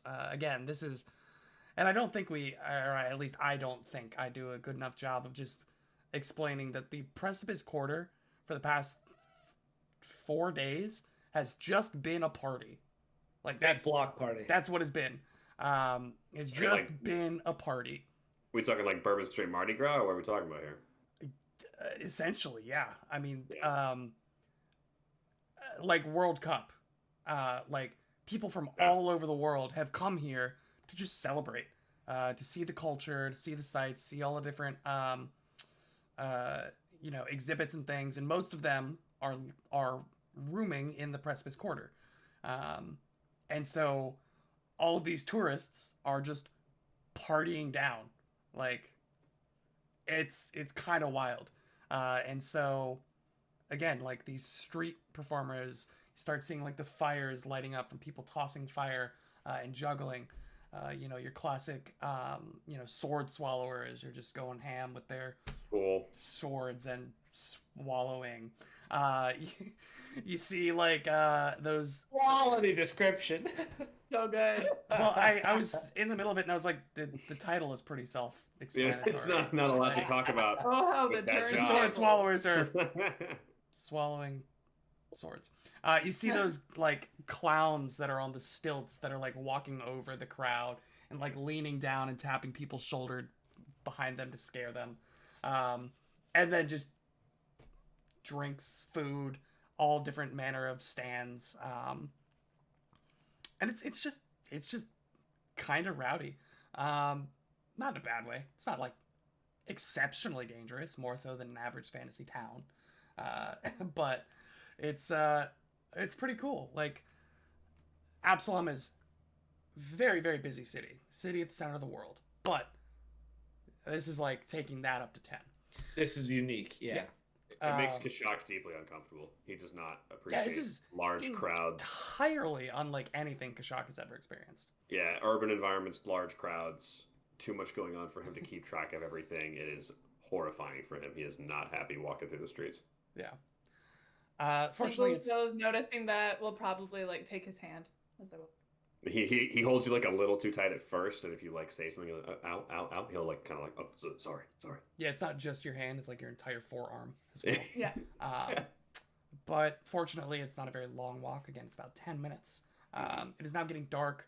You see the lanterns being lit up all across and up and down the streets. Eventually, you come across a rather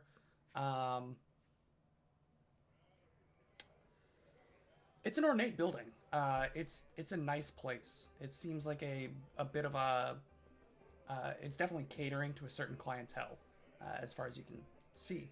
It looks a bit more fancy than the average flats and things that you've been seeing around you that have been like almost tenement buildings in comparison. It's got this like nice almost like Tudor architecture, where it's got the steepled roofs with the tile, the like dark tile on the top, and the nice like dark wood exterior with the like spackled walls, and the windows are like those cross-hatched wooden windows with the glass, like the triangular glass in it. But it appears that there are some like window lights on. There's only one entrance, as far as you can tell, that leads in and out of the main street that you're on. Nice like topiary around it. Looks pretty reasonable. And yeah, as you're, if you take a moment to stand and just take it in, it doesn't seem like anyone's really going in or out. Doesn't look like there's a lot of like immediate traffic. Could I possibly roll a perception check on like the street block that we're on to see if it feels different in any way than what we came up to? Maybe is this like a corner of town? Are there people around here who look seedier or more different? Maybe even extending to like the front stoop of the Dreaming Palace to see if anything like catches my eye. Sure. Yeah, go ahead and roll a... Yeah, I'm torn between survival and perception, but I think we're just gonna go with the perception. Okay. Ooh. I can roll survival if you want. If both would work. Both would work, yeah. I got a 12 perception. I was 12 kind of looking at the people. I was looking like at, right. At the I general gotcha. vibe. Yeah. But The doctor rolled a 10 survival, like just looking around, I think seeing maybe like foot traffic coming in and out, trying to see maybe like what, It's definitely not as busy. You guys have walked farther away from the main fairground now, so there are still a lot of people, but it is not like as thoroughly packed as it was as you're like walking out of your apartment complex. There doesn't seem to be any like businesses. This area is more residential, so a lot of the traffic here isn't like the party in the streets kind. This is like I'm going to the party in the streets kind. Where people are like crossing back and forth to different locations. So it's a lot of like through traffic and not necessarily a lot of people like, there are no vendors really set up. You might see like one person who's like doing the old cup and ball trick and trying to con people out of their money, but like not, no real big performances or anything flashy. Maybe one guy selling kebabs on the other side of the road. That's really about it in terms of like attractions. So there's not really many people here that are staying here. It looks like this area is much more residential, and again, the inn would be indicative of that. So again, it's mostly just through traffic. It's yes, a different vibe, but it's really hard to like say what that means. Yeah. All right. Do we just like go in? Should we establish like any kind of reason we're here, or do we feel like we can just sort of be here all the time? To be clear, when we heard about this place, it's like it's an inn, right? That's what we learned. Yes, it is an inn. Correct. Officially. Then I don't know, Kashak, if we need a specific reason, we could just say we're part of the party and we're looking for maybe a place to stay, and then we can explore from there. You have a word for it in Aveston and in Galarian. What do they say? Vacancy? No, bar hopping. Is that right? Is that something that happens? Yes. However, it is quite literal. Just so you know, Kashak. So you must hop to go in. So all 6'7", 270 pounds of lizard will 2-foot hop up the like steps of the landing to get on like into the door. The doctor will kind of turn to Twinkletoes and chuckle and go, I should stop him before he gets inside. And the doctor will scurry. Yeah, I thought you were supposed to be kinda now. It's a work in progress. Is this good? Is this what should we doing? Kashak, that was it was a bit of a jest. That was very good, but we can just walk in normally. Oh, I see. You can hop if you want to. No, It was excellent hopping. I felt silly doing it, and I didn't quite. It was a strange custom, and I'm glad I trusted my instincts. And he was just kind of like, open the door. Yeah. So, you open the main double door. It's like a very heavy, like solid wooden doors on either side. You take a step in, you look around. There are two large, like, arched windows on either side of the door. Right now, they're not really letting in any light, but it gives you, like, you're able to see. It's sort of like frosted glass, so you weren't really able to see in, but you were able to see that there was light going on in here as you were walking up. The light itself emanating from a large, warm fireplace that is currently lit to the left side of this, like, lobby area. The lobby area itself is maybe like 20 feet deep, but it's, say, about 30, 40 feet wide. It's kind of like this rectangular lobby area. And opposite of the double doors you came in are another set of double doors that are currently closed. Again, to the left, you have that nice, warm lit fireplace, the stone mantle around it. Three, like, armchairs are arranged around it. And to your right, there is a desk, a reception desk, with a half-orc woman who's currently standing behind it. And she's currently wearing some kind of, like, you can't quite tell. It looks like a uniform, but it's almost like a really bad attempt at, like, a fashionable tux. It looks Like ill-fitting or wrong material. It's not ill-fitting. It just looks like somebody, like, had somebody who thinks that they are a fashionista put this together, but it just clearly doesn't work. Is it like that, like, red vest, white shirt, black bow tie that, like, bellboys wear kind of thing? Kinda. Like It's from just Maitre like a D? mockery of the actual high fashion of Absalom. It's like somebody. It's a crude imitation and a crude, like, variation. Like somebody thought they knew better.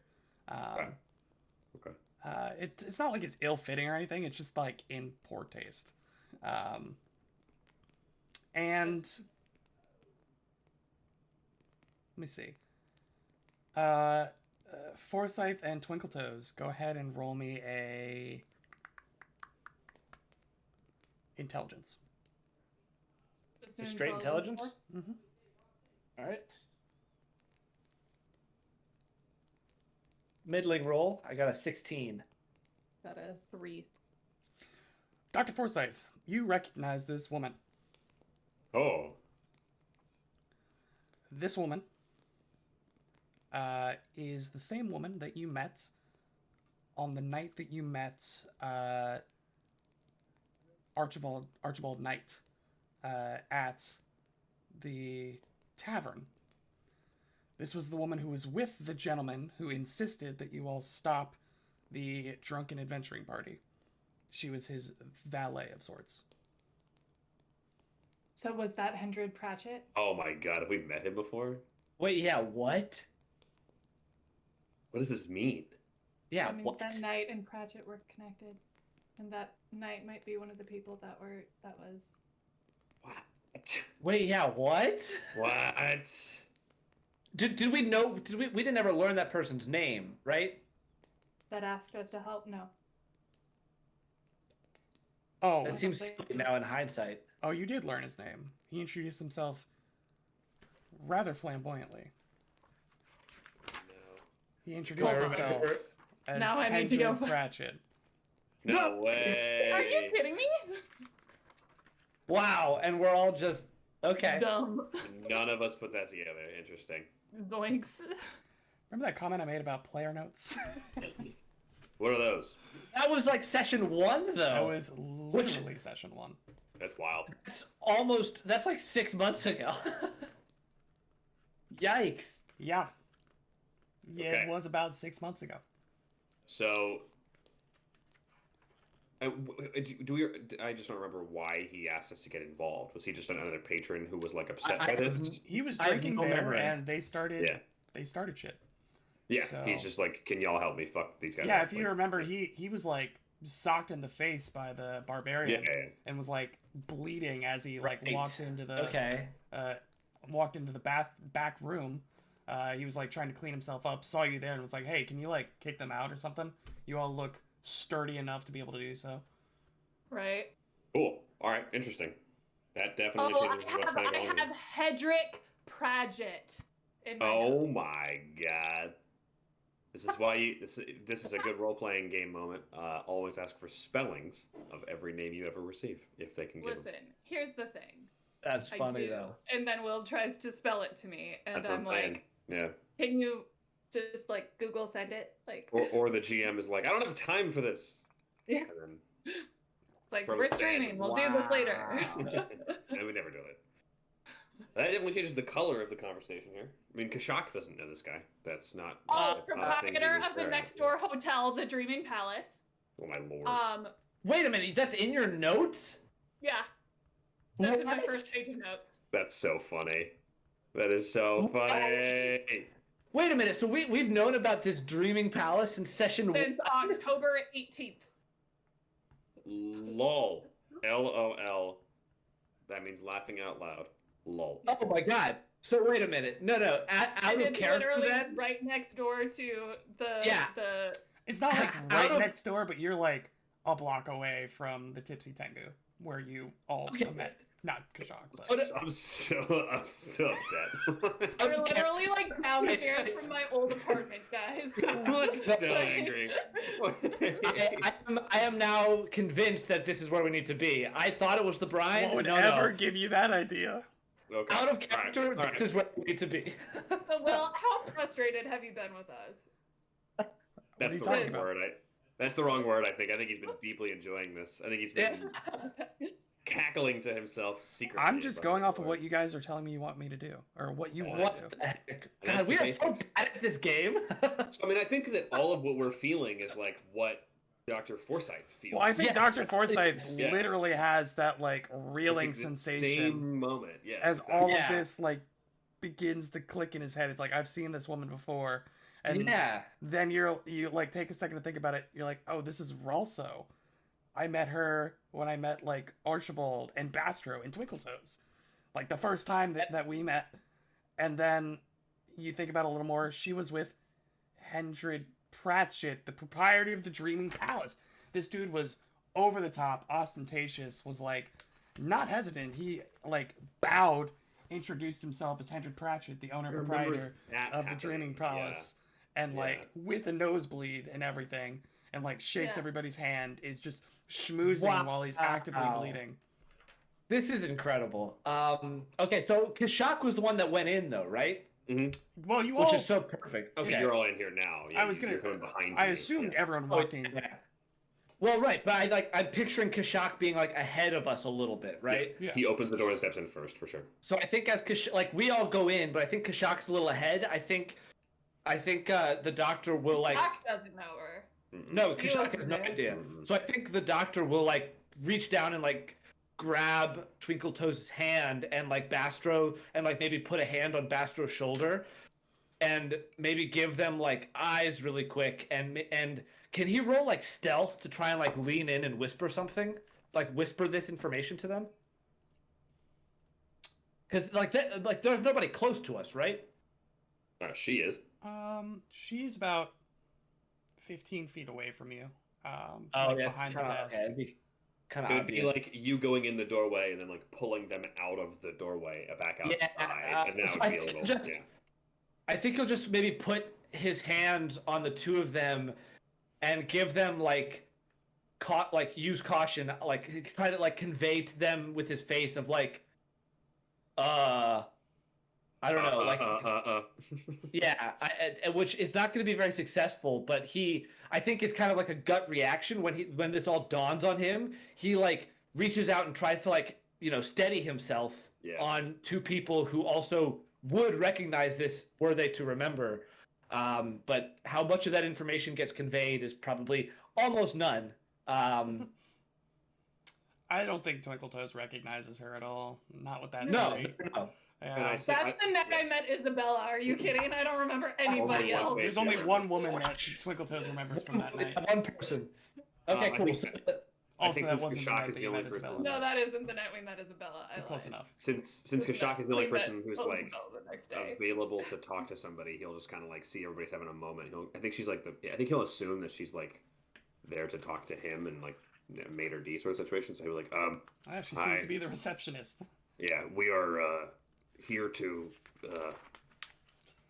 hang out. Can we just sit down somewhere? Not really how this works. We're looking to make reservations, is what he's trying That to. I can help with, Okay. yes. Reservations, yes, we can do that. Unfortunately, we're currently booked up. We Oh, do no. appreciate the concern, or the thought. We are currently booked up at the moment, but I'm sure we'll have spots opening up soon. So you're What booked for was- tonight for the rest of the week, or what?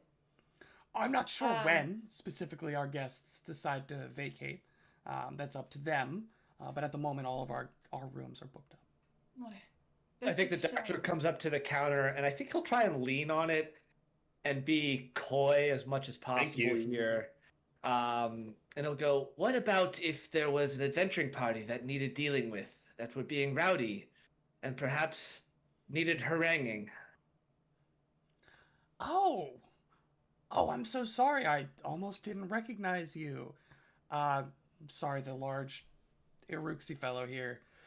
We've made some new friends along the way. Yeah, Many I people, don't remember. new But folks. no, you, and she like points to Forsyth and Twinkletoes and Bastro. You were at the Tipsy Tengu when Hendred got hit in the face. Yeah. Hey, thanks for that. I really appreciate it. You're so welcome. I mean, for that. I don't have any rooms. I don't know what to tell you. But like I said, we get vacancies all the time. So definitely Is check Hendrik back. around, perhaps? No. Oh, Oh, does he not? Does he not stay around? Oh well, he lives here. But he's in and out all the time. He's constantly networking, you see. And so I can't really follow up with where he's at all the time. Sense motive. yeah. Can I sense What motive? are all of your Motive. perceptions? Sense motive. +9. Plus 7. Plus 11. Plus 9, plus 7, plus 11. Yeah. Bastard's character sheet is in roll 20. Oh no, I'm sorry. Plus 10. Plus 10. Let me find Bastro's sense motive. This girl's clearly got something she doesn't want us to know. I don't know if I trust her just saying like, yeah, the proprietor of the business is not here on one of He perhaps lives here. on one of perhaps the busiest nights of the entire year. Oof. Bastard did not update his character sheet for level 3 in roll 20. That's fine. Okay, so I got a plus 10 from Forsyth, right? Yep. Kashak is a plus 9. Oh, right, yeah. Okay. Twinkletoes, plus Plus 7. 7. Yes. Twinkletoes is the only one that picks up on this, but it is pretty clear that she at least has some idea where he is, but she is not going to. She's guarding it. It's hard to tell whether or not it's because like why she would be trying to deflect, whether or not it's like you're not going to speak to the manager like because she doesn't want to bother him, or whether like it's something else, you know. But Okay. it's pretty clear that she is deflecting. Okay. Twinkletoes will say, well, do you have any idea when he'll be back? I mean, goodness, it's been so long. I'd love. Well, it hasn't been that long. It's only been It's been like 6 days. But So long. But I wasn't expecting to see you again so soon. I would love to chat with him. Do you know when he'll be back? Well, if you would just, let me know where you're staying, and he'll get in contact with you. Yeah.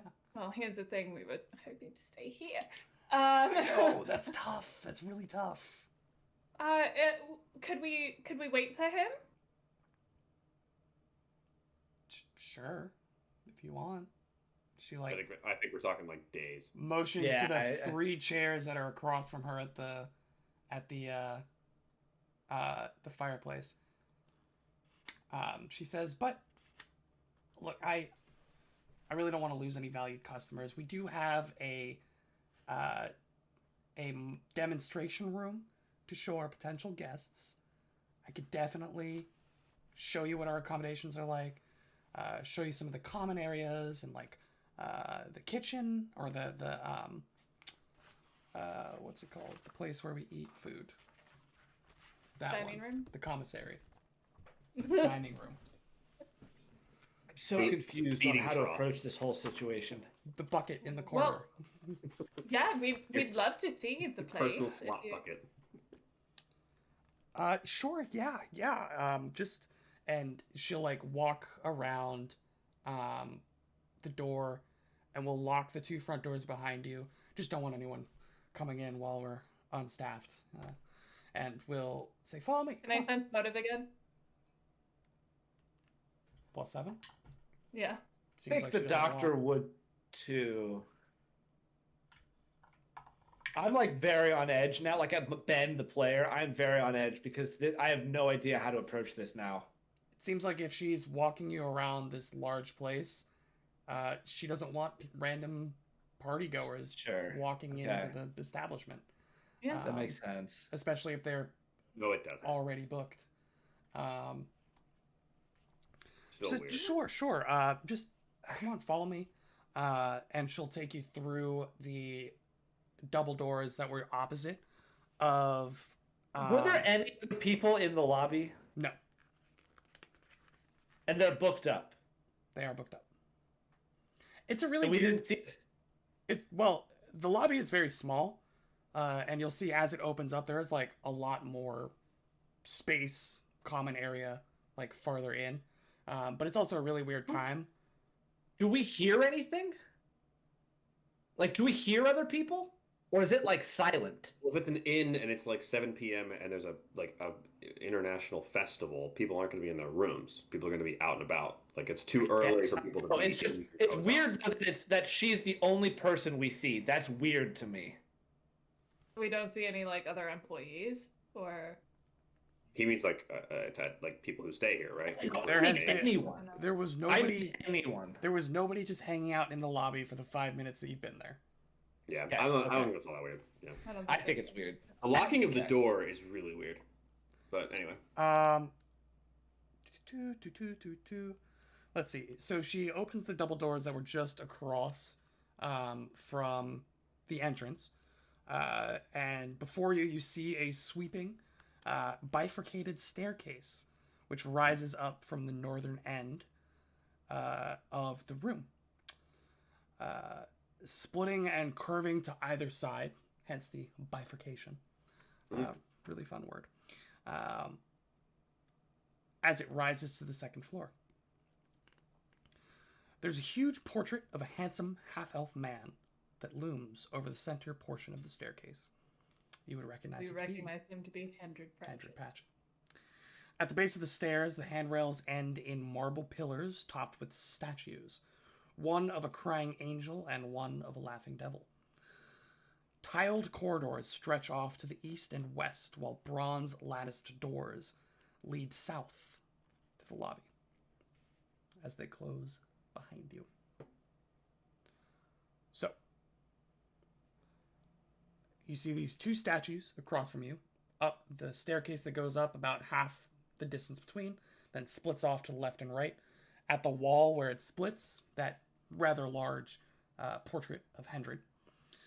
And tiled floor.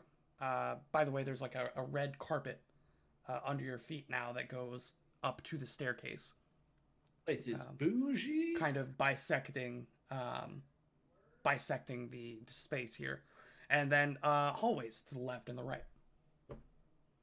Twinkletoes is gonna go up to the portrait and just look up at it and be like, "Do you think he was an only child?" Actually, if you could follow me, I'll show you to the demonstration room. Oh, sorry.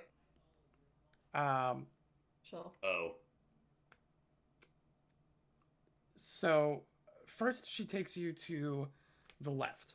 She says, "This is the room that we keep empty. You know, we would hate to disturb the privacy of our guests, to, you know, as marketing for our potential future customers. So this is the room that we keep empty." And she opens the door. And inside you see it's a room that's about 30 by 20. And you see that this... Big ol' ogre jelly in the beginning? In the No. middle of it? Wouldn't that be convenient? This spacious room has its own bathroom to the left. As you like kind of walk in, explore the space, you see a small door to a bathroom on the left. There's a curtained window that overlooks a small decorative garden to the west, and the quiet street side to the south. Quiet, a bit of an understatement at this current time, but it's hard to tell what's going on through the frosted glass. There's a huge feather bed and a couch, a coffee table, and several chairs that furnish the room. And there are a few large paintings of the city landmarks, such as the Starstone Cathedral and the Aslanti Keep, which hang on the walls. Pretty nice place. It's like a queen size bed at the far end under the window that points out to the street. There's an end table on either side of it, a couch and a small coffee table, as well as a writing desk. It's pretty nice. Again, it really seems like they're catering to like at Upscale. least upper middle, you know. Says, what do y'all think? This is beautiful. Wow. I don't even know. I'm so uneasy. Perception. Can I perception Yeah. her? What are you just looking at her? Can I perceive her? Is she a ghost? You are physically capable of perceiving her. She is physical. What am I? Whether she wants So to be she's perceived not a big fan of is it, yeah. I would like to roll perception on the room, Sure. looking for anything out of the ordinary or anything. That's what I'm doing. Is I'd also like to Anything. perception the room. Yeah, go ahead. Oh, that is another nat 20. My second of the Hero night. point. I'm using the hero point. Actually, 20. I shouldn't. If you're, I already said I was. He's already got Yeah. 22. 22 for 29, Forsyth, 29 for Kashak. 29 crit, yeah. It looks like a room. There doesn't seem to be like any crevices or this. I cracks in hate the this. wall. So Kashak, like, is 100% certain that there is, like, nothing off about this room. Like, the room looks like a showroom floor, like a Pier and- 1 catalog. I mean, it's very well kept, obviously. Okay. They use it as their marketing room. You like even take a second to lift the paintings slightly off the wall. They're real paintings. There's nothing behind them. You might like scuff up one of the rugs. There's no secret doors or anything. It's And as much as she'll let me, he'll, like, go touch stuff. Like, Yeah, kind of she's- steal the bed, like, all Yeah, of, like, kind of like the by all stuff you means. do if you were looking in a room. But, yeah, to- she to- says- to stay there. go ahead, jump. Oh, well, you might want to be a little bit careful. She says to Kashak as you like start bouncing on the feather bed with all He of pulls your... out a bucket of water for the bed. He's like, is this a... Dude, Shot, No, shot, not the maybe water, do not the that. water. It's a feather bed. It really would not go well. oh, yeah, you shouldn't do that. Sorry. But yeah, she lets you. Like there's a full bathroom with running water. See, the thing is that we lose either way here, right? Like, one situation is we're too cautious, and then we're proven wrong, and then we get comfortable, and then the next time we should be cautious, we're not going to be cautious. Or we're under cautious because we get lazy, and then Henry Pratchett kills us. Either way, we lose. I just don't understand what, like, I don't know how to approach this because I don't know, like that connection just totally threw me off. Which is probably, it's supposed to do that, I imagine, but like, I don't know. I don't know how to approach this now. Meta. Like, if we Meta. Yeah, we can't get a room. What do we do? I Her mean, name was, what was her name again? Remind me as a player. Ralso. Ralso. Halsey. Excuse me, Halsey. Rolso. Everything is blue. Miss Rolso. I believe we're very interested in potentially speaking with Mr. Pratchett and potentially having a room as well. We would be very appreciative if you would let us know if he returns, or maybe we can come back tomorrow and see if he's back in. And I think if we should maybe put our names down for a reservation whenever it might become available. Sure. Well, I would need a way to contact you for either of those things, but more than happy Perfect. to. Here's my cell phone number. Go Oh ahead and yeah. take Well, that. I still have a pager. Oh, okay. Well, you can just page me 575, and then I'll know what that Actually, I only use fax. is. Oh, here's my fax machine. Just send me the funniest meme that you have. Wait, you wouldn't happen to have a telegram, would you? He'll kind of look at the two of you like, do we want to go for an I don't think we do. I don't think we do. Should we give maybe say something like tell the people at the Tipsy Tango, and we'll hear that. Maybe tell the bartender at the Tipsy Tango or something. Leave a message there. Maybe. Or how about we say we'll just come back tomorrow because we're still looking for. But yeah, we could also just come back, I guess. Yeah, we're still looking for a room for the evening. But, Yes, we're not entirely sure don't- where it'll be. How about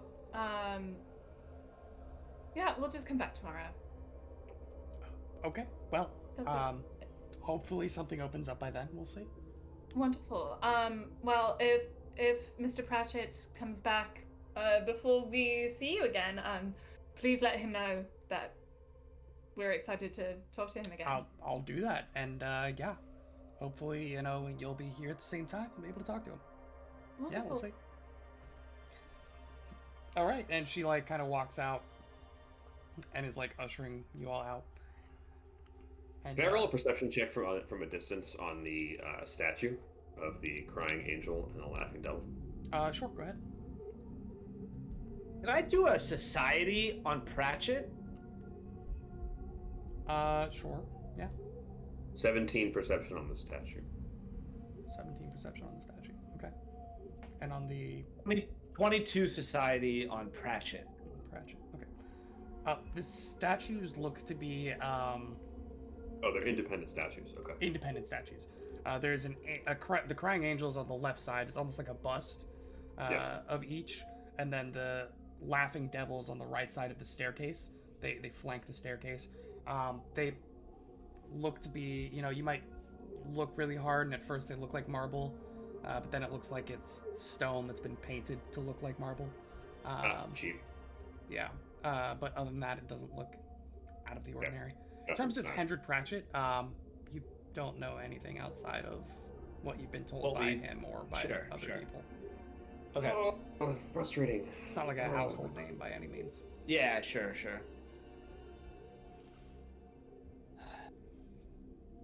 There was that weird moment when I went to look at the portrait, and she was like, come back. So I kind of want to go back up to the portrait and be looking at it again and see if she does that again. Just sort of as we're walking back past the portrait, I'll just sort of wander up to it and just be like, Yeah, lazily veer away from the Torbert Yeah. kind of thing. Yeah. Sure, go ahead and roll a perception. Maybe she was just trying to say this way. Yeah. 14. She gets to the door, and as her back is turning towards it, you kind of steal away up the stairs. Take a look. There doesn't seem to be anything out of the ordinary about this portrait. Oh my god. It's mostly trying to see if her reaction to me going back towards the stairs to look at it. So Yeah, I and wasn't. she gets back to the double doors that you all came into the lobby, or the main hall in. She opens them up, and then is once again doing this gesture for you all to go through, and then she just kind of stares at you. If you're still just looking up and not paying attention to her, she'll say, "Excuse me, we would appreciate the second floor is off limits. If you don't have a room, it's for our guest privacy." Oh, so sorry. This portrait is just beautiful. I was looking for the artist's name. So sorry. Do you know who he commissioned this from? Oh, it's a self-portrait. Mr. Pratchett painted this himself? Yeah.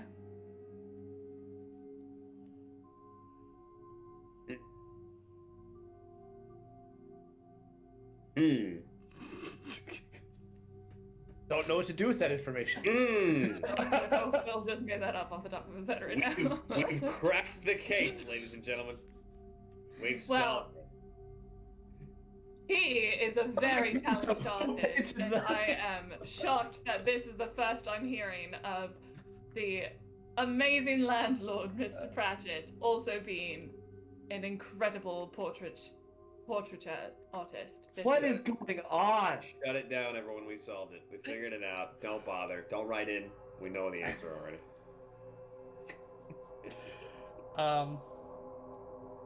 She's still standing right next to the portrait. She hasn't moved. Well, Rosso, are guest rooms on all floors of the inn? Yes, both floors. Yeah. Both floors, 2 floors. Yes, okay. And you said that Just Mr. Pratchett stays on the premises, right? He does live here most of the time. Yes, he does have a room. Yes. Interesting. How and is I assume it must be very elegant. He seems like a very fancy person. He seems like a man who keeps a nice place. He certainly has a particular set of tastes. Yes. Does he have any other portraits that he's done? Oh, I'm sure he has some in some of the rooms somewhere. Could we see some? Unfortunately, as I mentioned, I don't want to interrupt any of the guests' privacy by just Of course.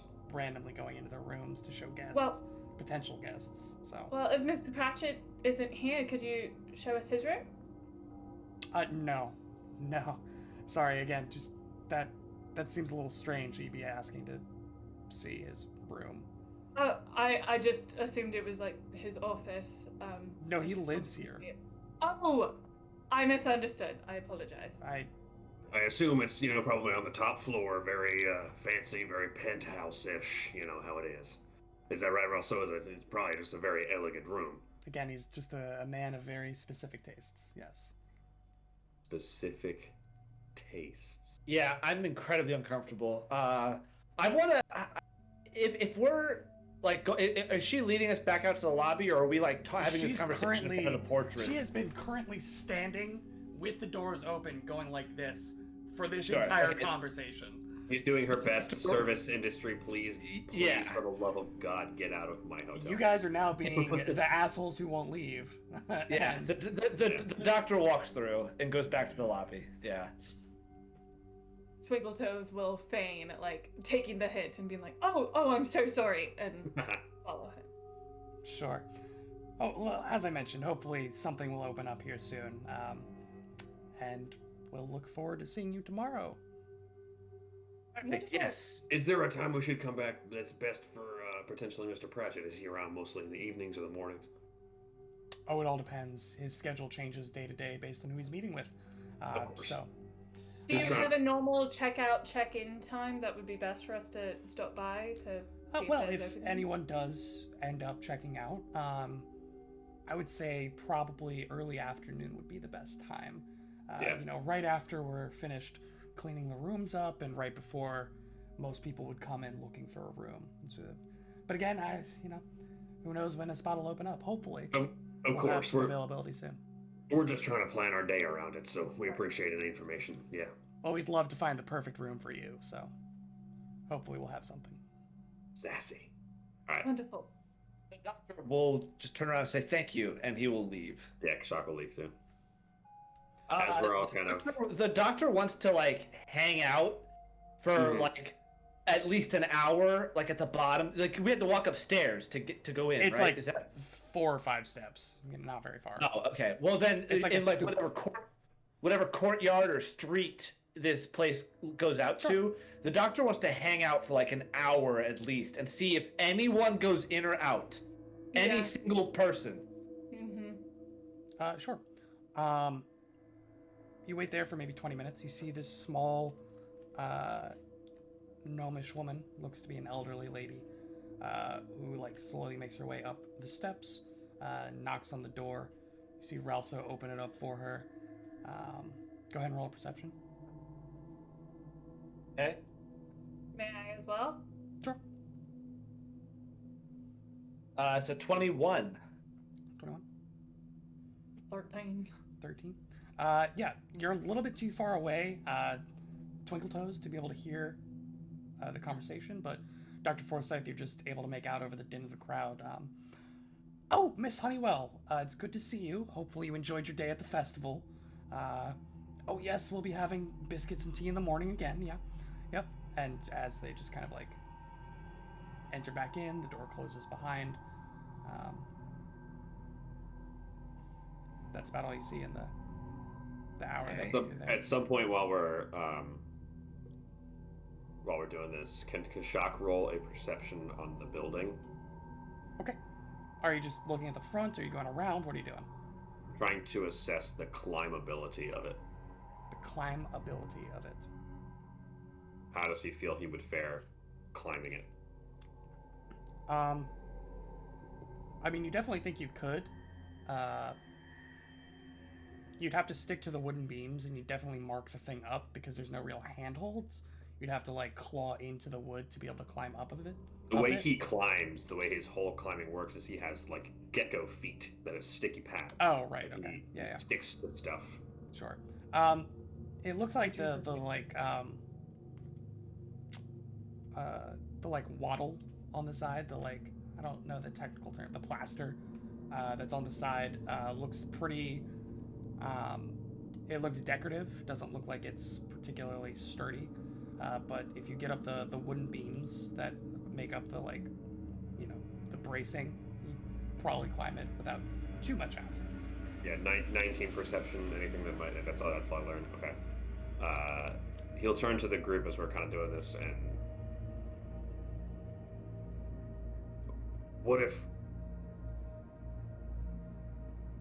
if I search Hendra's room tonight? We don't know which one. We also don't know which one is his, do we? I assume it wouldn't be all that hard to find. The most ostentatious on the top floor. This was his whole thing about, like, I assume he lives on the top level, right? Like in this room. Yeah. I assume he lives in like a top level. I assume he lives in like I'm down. I know he lives in a room like full of paintings, most likely. I am down for Kashak to do like a recon climbing mission. I think that's not a bad idea. Agreed.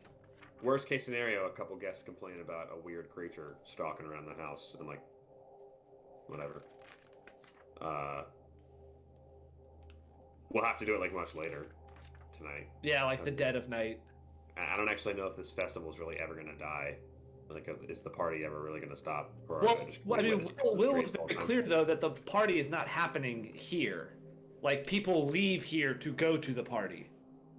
So I don't know if it's like popping here. Like we're not on Bourbon Street right now, you know. Right. No, I mean, there's still a lot of traffic, people coming and going. Sure.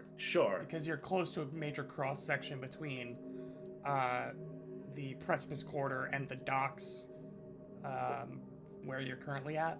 So like there's a lot of people who are traveling in from all of the other places and just now getting to the Precipice Quarter.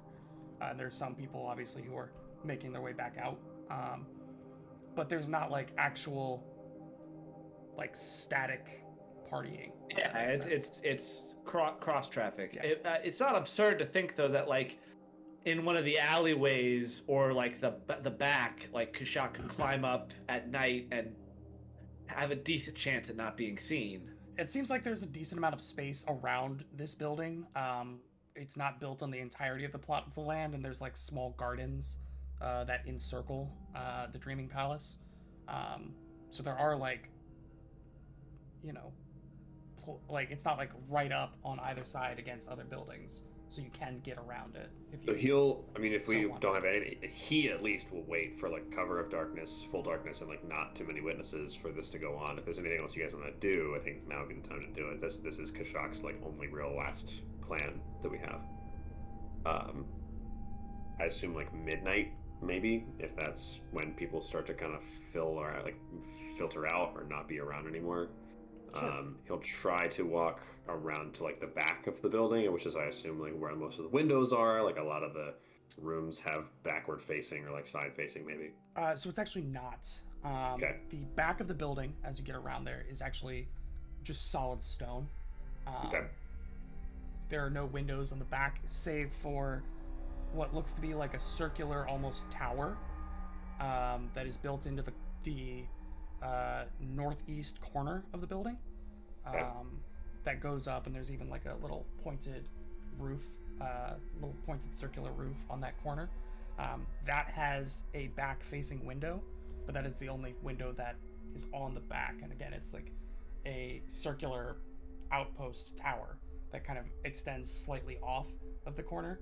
So it's like a circle that's off of this square shape of the corner. Like a keep, Kind of. almost. Yeah. Kind of, but it's clearly decorative, because the tower itself is not stone. It's the same kind of like wood and plaster. But as Shock makes his way back to the back of the building, that's where we're going to cut it for this week. Ah, Thank you all so much for joining us Oh, as I drive my players insane, apparently. Ah. Much like the players of Call of Cthulhu. Thank you so much again to the Outlaw Network for joining us today. It was great to see you all in chat. Thank you so much. We will definitely be checking you guys out. And if you have the chance, go ahead and subscribe to us here on Twitch or follow us here on what Twitch. is going And also check out the Outlaw Network, now our new best RPG friends. So take it easy, everybody. Thank you again, and we'll see you next week for another episode of Again. Heroes of Absalom. Good I night, want to know everybody. what happened.